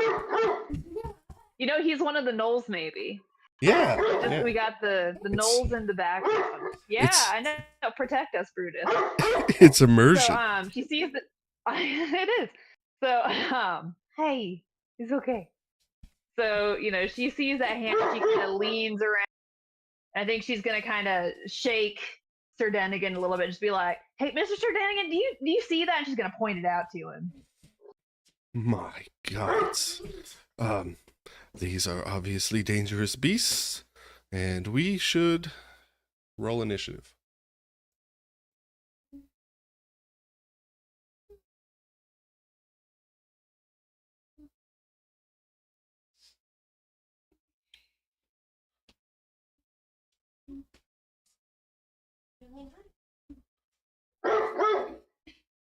Brutus wants y'all to know I rolled a 1. Brutus is disappointed. You He was rolled real disappointed in me. you rolled a 1 and still get a higher initiative than Sir Dinigan. Yeah. We can play it like maybe he shoves her off the horse. Okay. So you guys couldn't see my perception check. You were figured out. So first up is this gnoll, who gets 30 feet of movement. 5, 10, 15, 20, 25, 30 as he begins charging the party.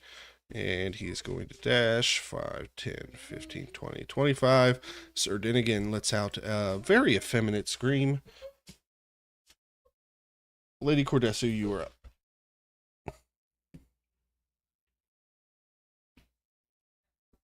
So my map isn't working right now. So how far away am I from the nearest enemy? Okay, the closest knoll to you is 25 feet. Okay. I will use Witch Bolt Okay. on that, the closest one.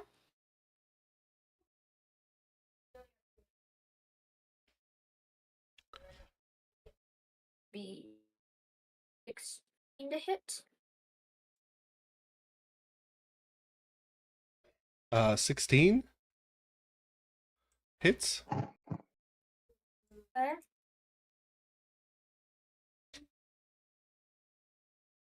Ooh, nice damage. It is definitely bloody.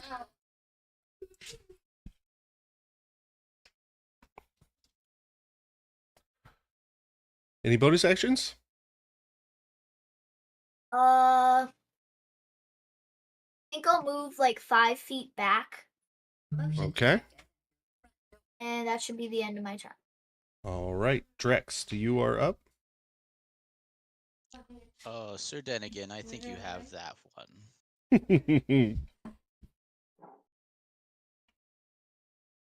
His action is he's going to summon Nagoni. Okay.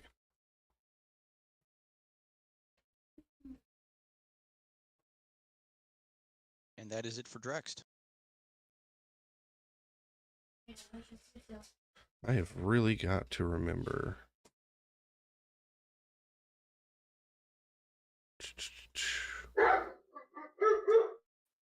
Nagoni's, yeah. Okay. I'm going to build a token for Nagoni before next week. That way I don't have to type in Constrictor Snake every time. All right, next up is a Null who is going to charge at Nagoni. And make a spear attack first. That is an 18 to hit. Hit. For, ooh, I rolled a 1. 3 piercing.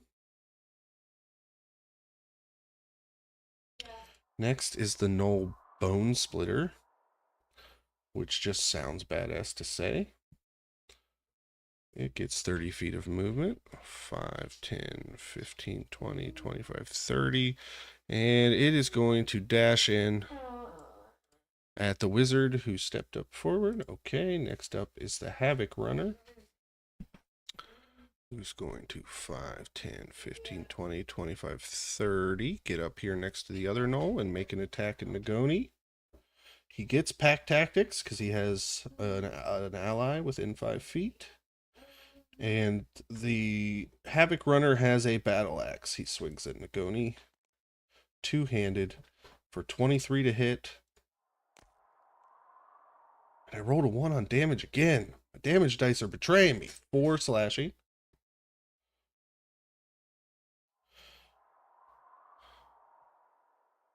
Okay. And this Null 5, 10, 15, 20, 25, 30.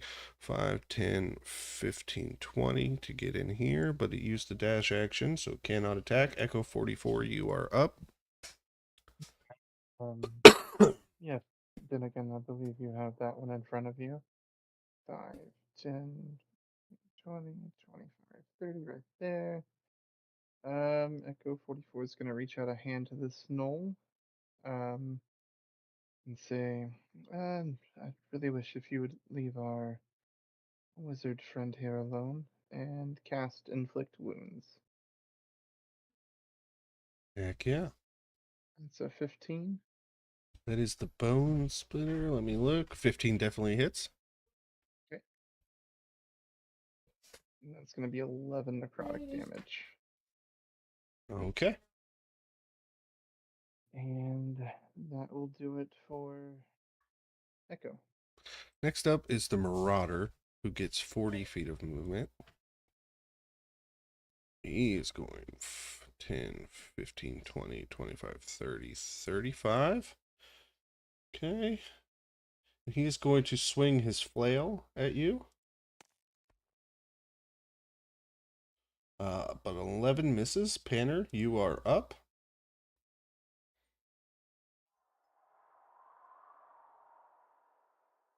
Hopefully he'll keep it quiet. I have a question, DM. Did that sort of break between the last fight and being on the road count as a short rest? No, you were actively traveling. You did not stop and take a rest. But no, I will say in town you could have had a short rest. Yeah, I'll give it. Okay. All right. to you. Cool. All right. Cool. In that case, additional question: what's the movement situation getting off a horse? Now my other dog is screaming. We're doing so good. Hold on, Asa. If you want to get down off of the horse, it will be an action. All right. Or I'll so just I no, think- I'll give you half movement. We'll just say half movement. All right. So I think. Let's see. I got 1, 2, 3, 4, 5. So I can't get over there anyway. I think what I'm gonna do is I'm gonna go for this Marauder at the bottom here Okay. with my short bow and just sort of see how that Hey, goes. There you go. Yeah. So let's see how that do. If it'll roll. That is 22 Oh hit. yeah, definitely hits. Fantastic. And that's 8 damage. All right.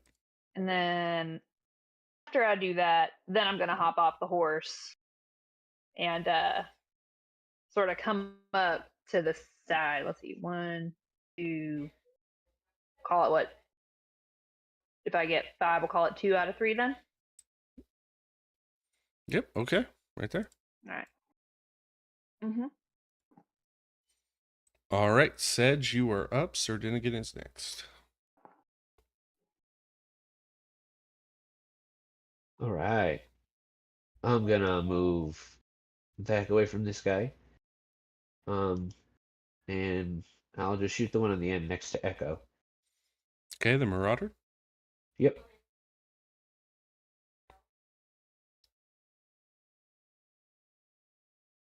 Oh yeah. 26. 11, and I'll have the mods bite him as well. Okay. And that is 2 extra damage. That's All it. right.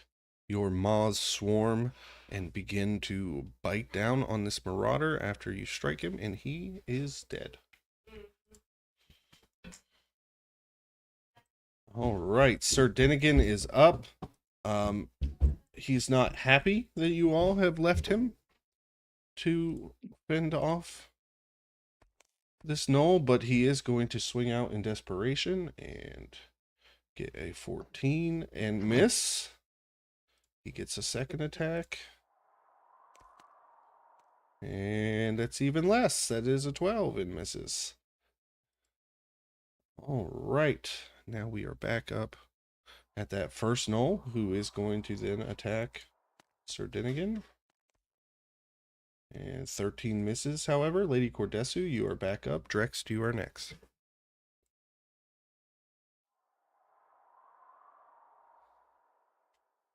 I still have concentration on the witch bolt for the first null, so I think I'll Absolutely. just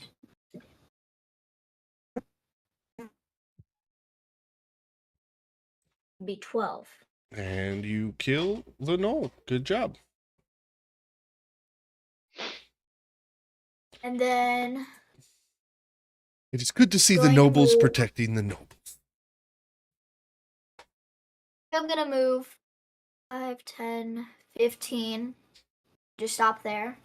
And Okay. then that's the end of my turn. All right, Drex, you are up. Drex, Misty Step. Right there. You son of a And bitch. yeah, and he's going to do I want to hit the wizard.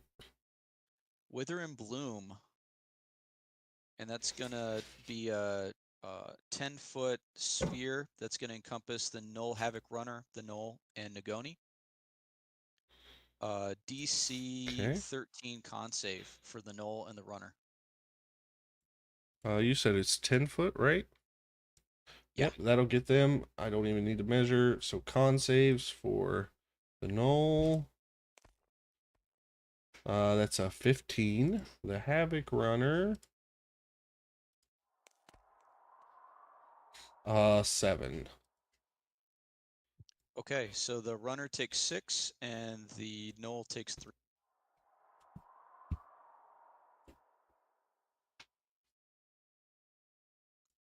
Okay. The Nagoni is going to strike with a bite at the Runner. Okay.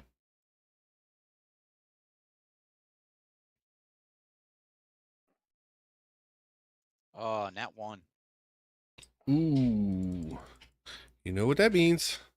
Havoc Runner's going to go ahead and take a swing at Nagoni with its battle axe. Not my boo. But misses. Okay. There's one thing I missed about the Wither and Bloom. Constrictor Snake can use a hit dice to regain some HP from that spell. So it's going to be. So if I did that right, I did a hit dice of a D6, Frankie. Okay. So it's gonna be 2 plus my modifier.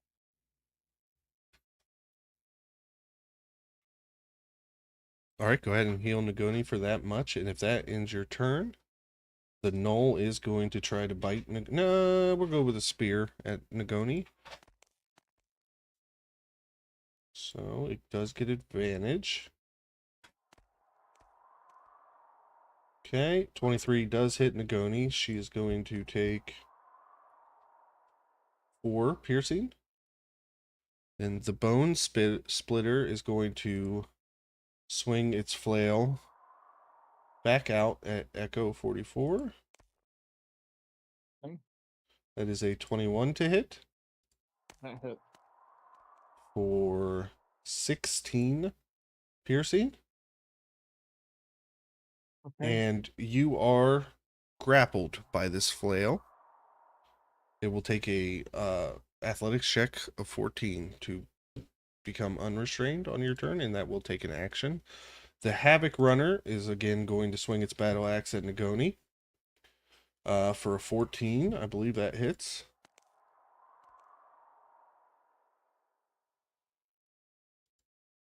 $14 hits Nagoni, correct, Mike? Did he step away? Okay, just remember 4 damage on Nagoni. So then the other Null, well, got no choice. Gonna have to attack Nagoni as well. Get the snake out of my way for 22. For 3 more. So when Mike returns, Nagoni needs to take 7 more damage. Echo 44, it is your turn. All right. Um, how's the snow in front of me looking? The bone splitter? Yeah, the one that just hit me with the flail. Yeah, not looking that bad. I didn't think he was. All right, I'm gonna cast Cure Wounds on myself at 2nd level. Okay. That's 11 points of healing to me.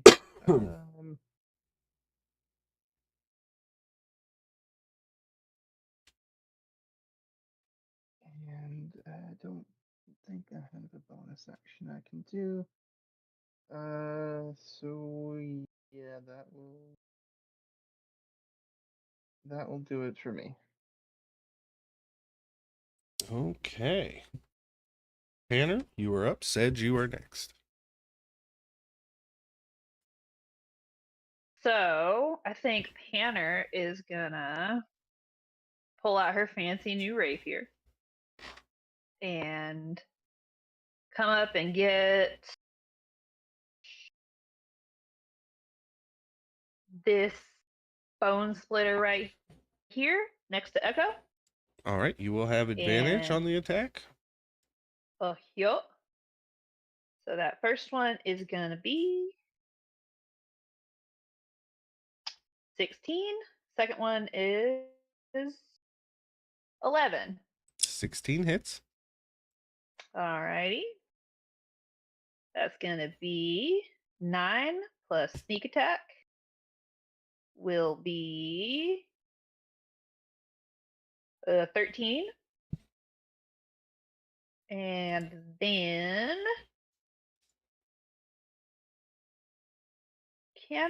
do I need to use key for unarmed strike? I don't think so. Correct? It's just if I want to double it, it's flurry of blows. But you only get one attack per action, so you would have to burn the key point. Right, in so I would order have do to it. use that. Yeah, okay, cool. Alrighty.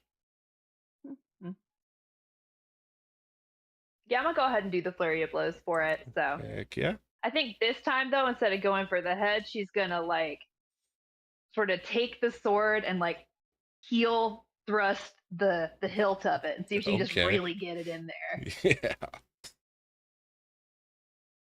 So that's 2 unarmed strikes. First one, 13. 13 is just enough. And second one is 5, which is not going to be enough. But I think I'm going to burn one of my inspirations just to really whack him good. That'll be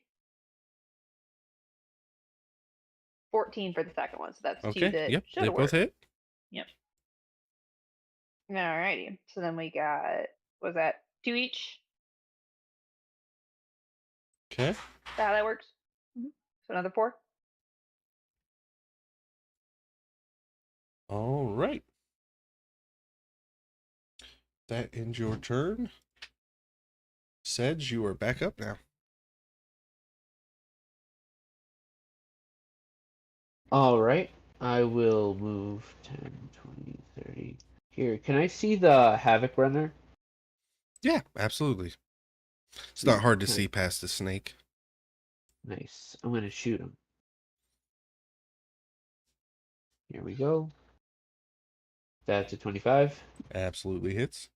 And there's the damage and the mods. Here we go. Sorry about my little one. Oh, it's fine. Extra 5, and that's it. Okay, nice damage. All right, if that ends your turn, it is now Sir Dennigan, who stays on his horse. 5, 10, 15, 20. Comes down beside Panner, and he is going to swing his sword at the bone splitter. First one is a miss. Second one, also a miss. What is going on with Sir Dennigan today? I think he's fighting with his eyes closed. Lady Cordesu, you are up.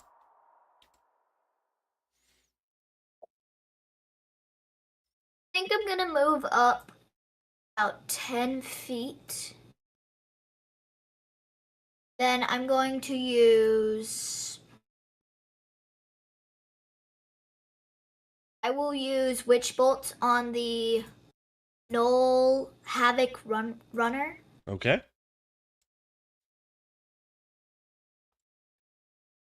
That definitely hits. Okay, and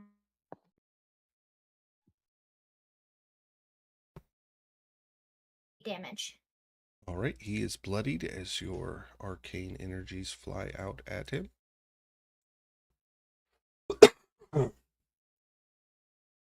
If that ends your turn, Drex, you are up. Trex is going to strike the knoll in front of Nagoni to the east Okay. with a level 1 Ray of Sickness.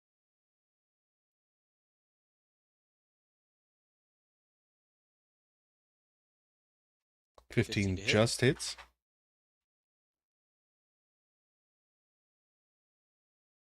11 poison damage.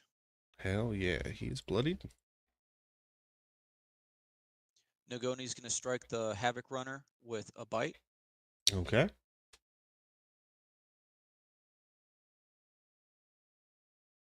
All right, 15 to hit. 15 just hits.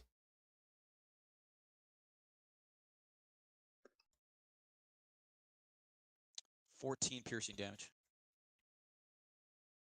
Ooh, he is looking rough.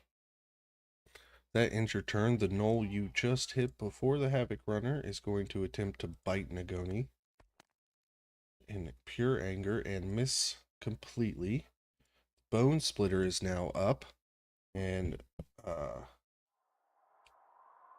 you are currently grappled by its flail, so it is going to attempt to bite out at you, Echo, with advantage. Okay. That is a 22 to hit That hits. Hope he breaks his teeth. for 9 piercing damage.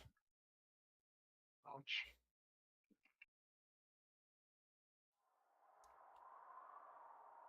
And it is going to use its bonus action over here. I need you to make a DC 14 strength save.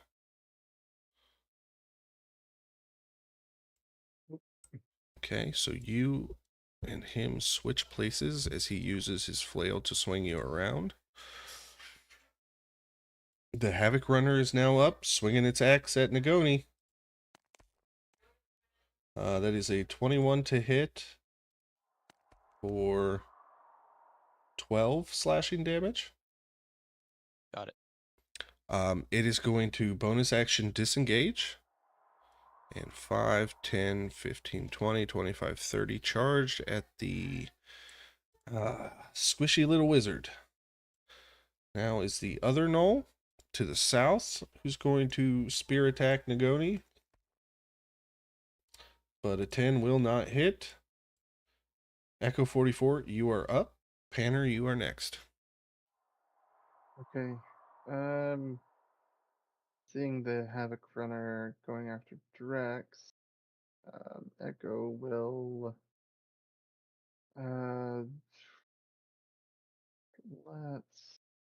let's toll the dead. Needs to make a wisdom save. 14. Okay.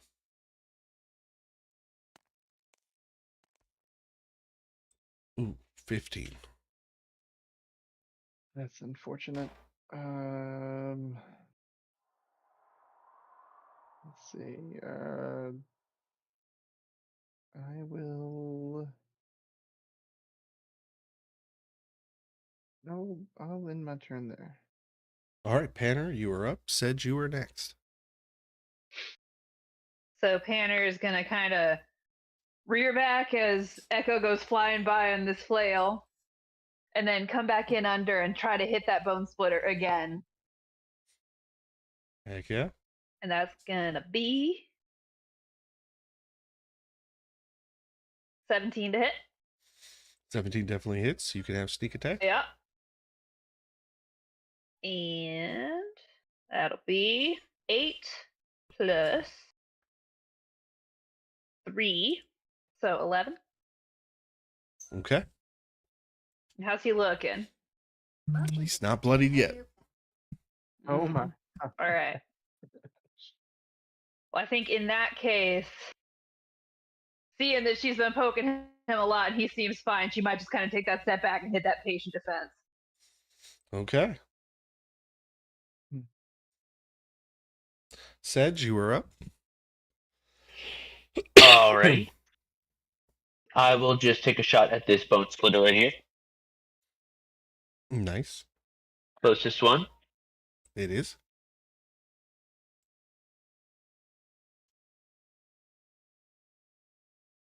Ten, unfortunately, it's not going to do it. Well, unfortunately, that's all I got. All right, Sir Dinnigan is going to get back up in here and take 2 swings at this knoll.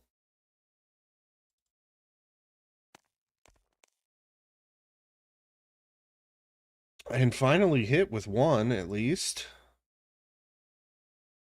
And it's a D10 plus 5. And does 11 slashing damage.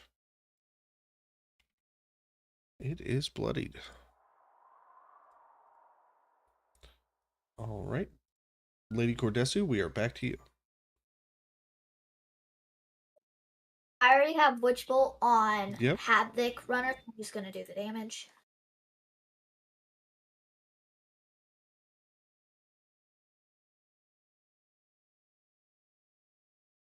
Should be 21 damage. Holy shit. Drex, you see this big cheetah-looking knoll, tongue lolling out its mouth, slobber flying, coming at you with this great axe, and there's this flash of arcane energy, and it just starts to tumble head over heel and rolls dead at your feet. My thanks, lady. And Then Drex? I think I'm gonna move. Okay, go ahead and move. Oh. Yep. I'm gonna move 15 feet, so I'm behind Panner Little Cheeks. All right, that works. Drex, you are up. Okay. They won't let me hit the wizard. Chill touch to the bloody knoll to the east of Nagoni. Okay. Definitely 20. hits.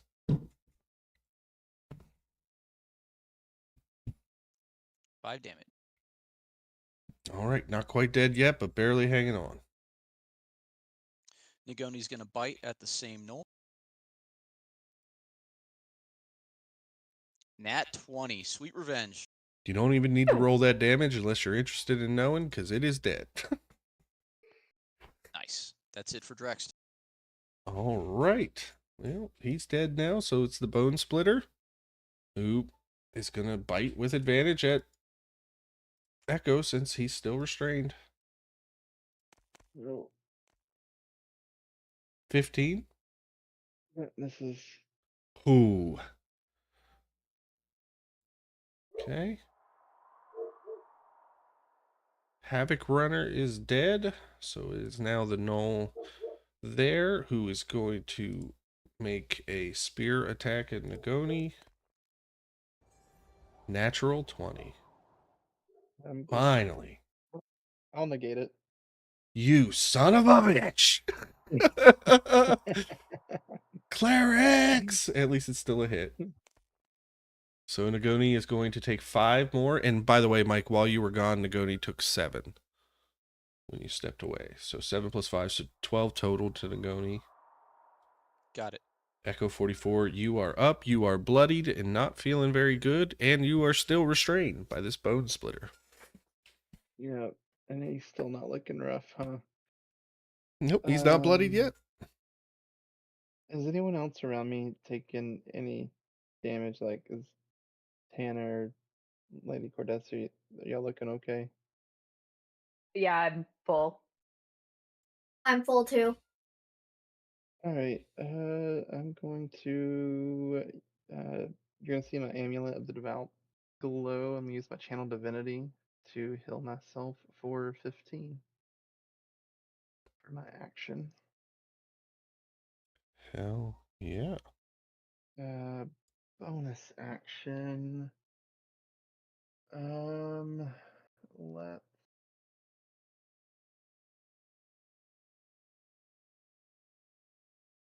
I'm gonna save my spell slot. It's all end right there. Okay. Panner, you are up. Sedge, you are next. All right. Can I do anything to help get Echo out of there?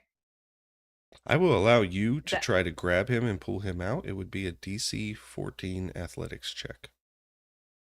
Okay. We'll see if I can do it. Well, that is a natural 20 Wow. plus 3, so that's 23. Why don't you narrate to us how this halfling outstrengths this bone splitter? So here's what I'm envisioning is so the bone splitter's got him kind of like wrapped up in the like The flail, yep. the flail, like in the chain, kind of holding him like in the chain. So maybe I'm gonna say Panner's gonna use her little monk skills and just jump up on his arm, wrap around it, and bite him. I like that. Okay. And then, good use of your jump off action. again. You got a bonus action? You know what? Nah. All right, that works. You are no longer restrained, Echo. Said you were up. All right. Motion detected. All right. I'll shoot the bone splitter.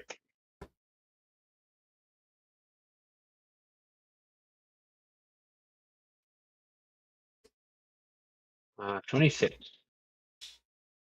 Yeah, definitely. And then some moth damage. 6. Nice. 16 altogether. He is finally starting to show some wear as he is bloodied. That is it.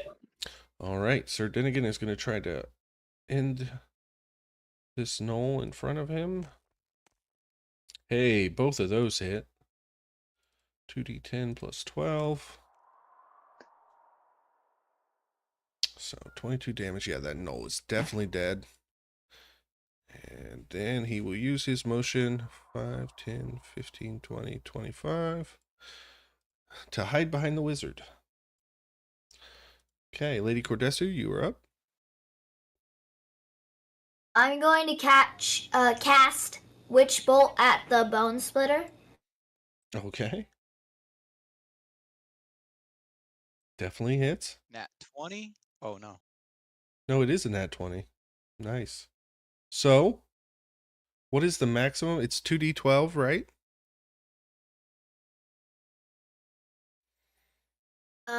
Yes, but then it said 4d12 and I rolled that. That's for okay. the I nat know 20. D&D Beyond doesn't know my homebrew rule. So go ahead and roll the damage again, because now it'll roll it correctly. So it'll be 24 plus whatever you roll.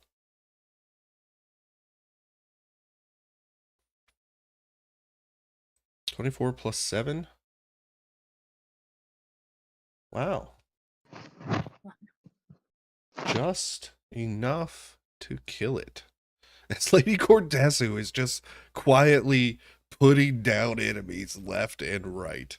And you all are out of combat. And let me strike that da da da da da da da da da as you all level up. Congratulations. Thank you. Drex starts to harvest parts of the knolls. He says the fat on the tail is particularly delicious. Make a even for survival roll. demon spawn.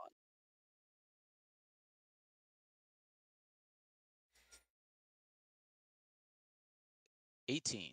Yeah, I don't know if anybody's going to want to eat it. Maybe keep track of your own rations, but I'll give you 3 rations worth of knoll parts. Trust me, it's delicious. Along with that, you guys come up with 4 mundane spears, 4 mundane longbows, a flail, and a battle axe.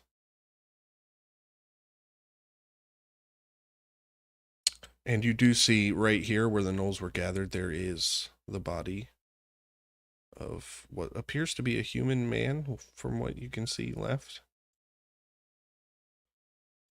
He is quite not looking very, pepped as his entrails are hanging out.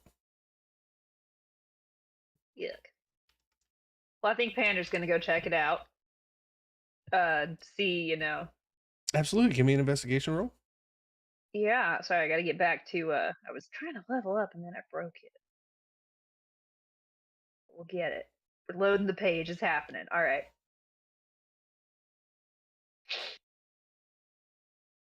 Well, that was a natural one, -1 for. I'm pretty sure I threw up on it. Yeah, it's there's just so much gore and torn leathers here that you come up with nothing. It doesn't appear like there's anything to find on this corpse. Great. You just Love that get for a little bloody.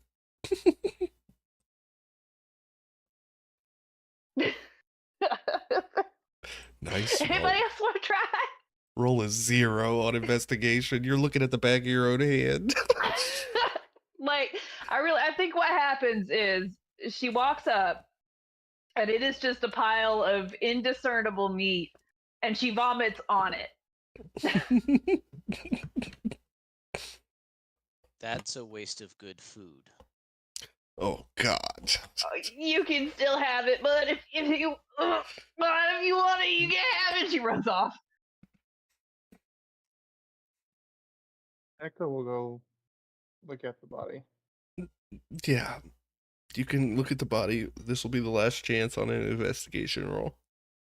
No. Are you kidding me? I can't Holy even- crap, the ones tonight, guys. No! Wowza. Do you also throw up on it? He's a robot. Robots don't throw up. Listen. Maybe you find a way. I don't know. It's a natural one, all right? He actually slips in your vomit and falls onto the viscera. I don't usually laugh, but I'm close. I'm rolling terrible tonight. I need to change my dice. Oof. While you guys are leveling up, you travel a bit further on the road, and as night falls, you set up camp. Setting up tents, building a fire, and take your places around. So, congratulations. And we're going to leave a little extra time tonight for you guys to level up, decide on spells and that kind of stuff. So I'm glad on that. So we will pick up here next week. We will move into Stars and Wishes for tonight. Okay, Rachel, why don't you start us off? Alrighty. Well, for my stars, Lady Cardesu, you were cleaning up. Way to go. For wishes, I think I would love to see a little more like banter in our role play, and I think that's going to happen organically as we get to know each other better. But I would love to see us like get a little more back and forth going. Yeah, absolutely. It's all every party I ever run is like this. You guys just met each other, so it's kind of hard, to fall into that. But as this goes on, trust me, you guys are going to get more comfortable, and the role play will come along. This is a big role play campaign, so it's heavy in the combat at first because I know it takes a while for strangers to get used to each other. So it'll come along. Yeah, absolutely. So your MVP vote would be Lady Cordesu. Mike. Oh yeah. Yeah, I have to give it to Lady Cordesu for those serious hits. That was some awesome warlock shit going on. Pardon the French. Yeah, very good there. Frankie, these maps are really pretty. Every map we've especially been the- on, I made myself. Yeah, they're great. The town looked great. The mayoral estate looked really good. I just love how the guards on the roof and on the sides did absolutely nothing, which was funny. Wishes? No wishes really.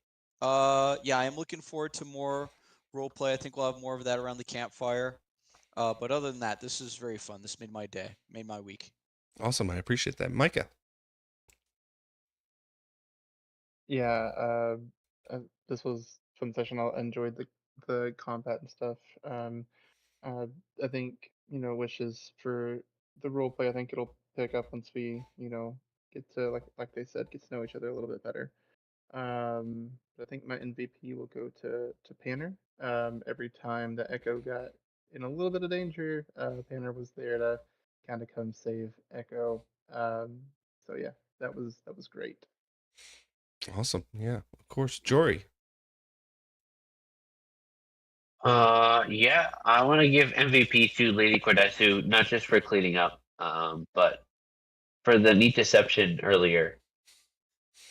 As just somebody who got the Yeah, that power was a from good scrolls move. and whatnot. I did also enjoy Drex asking to eat somebody in front of the mayor. That was pretty bold. That was pretty funny. And I did enjoy Panner just casually harassing Dennigan like mid combat, just in passing. Climbing up on the Um, horse. rough, rough tonight with the ones. Yeah. I rolled a 0. Yeah, it was a bad night. Oh, I was rolling ones on my damage dice too. I couldn't. Rolling, and I rolled real low on my fireballs. It was bad. I should have put at least one person down, and I didn't get around to it, which is You unfortunate. got close. Yeah, once I started picking on just singling somebody, I really wanted to hit Drex. I wanted the wizard so bad, and he stuck the damn snake in the way. But yeah, Chloe, stars and wishes. Stars. I think everybody did very good at like the fighting and the combat. I also think that we were like getting more comfortable with the role play and like we were having more like in-game discussions, which I really liked. I don't have any really wishes, but I do give my MVP to Panner because I liked how like she just jumped on the horse and like just wrapped her arms around him. And we're like she's just kind of like friendly harassing him. Yeah. So that's my MVP. All right. Well, Thank you. we have a special occasion. Whenever there is a tie on the MVP vote, everybody gets the inspiration. What? Don't take advantage of me like that, Right. guys. I'll, This is not a already cheat code. If it happens over and over again, I'm gonna catch on. And then it'll be nobody gets it because it's a tie. Ooh, what then? Okay, so for me, stars tonight, everybody did very well. Chloe with the witch bolts, and the fact that you're just willing. I know I played many a warlock.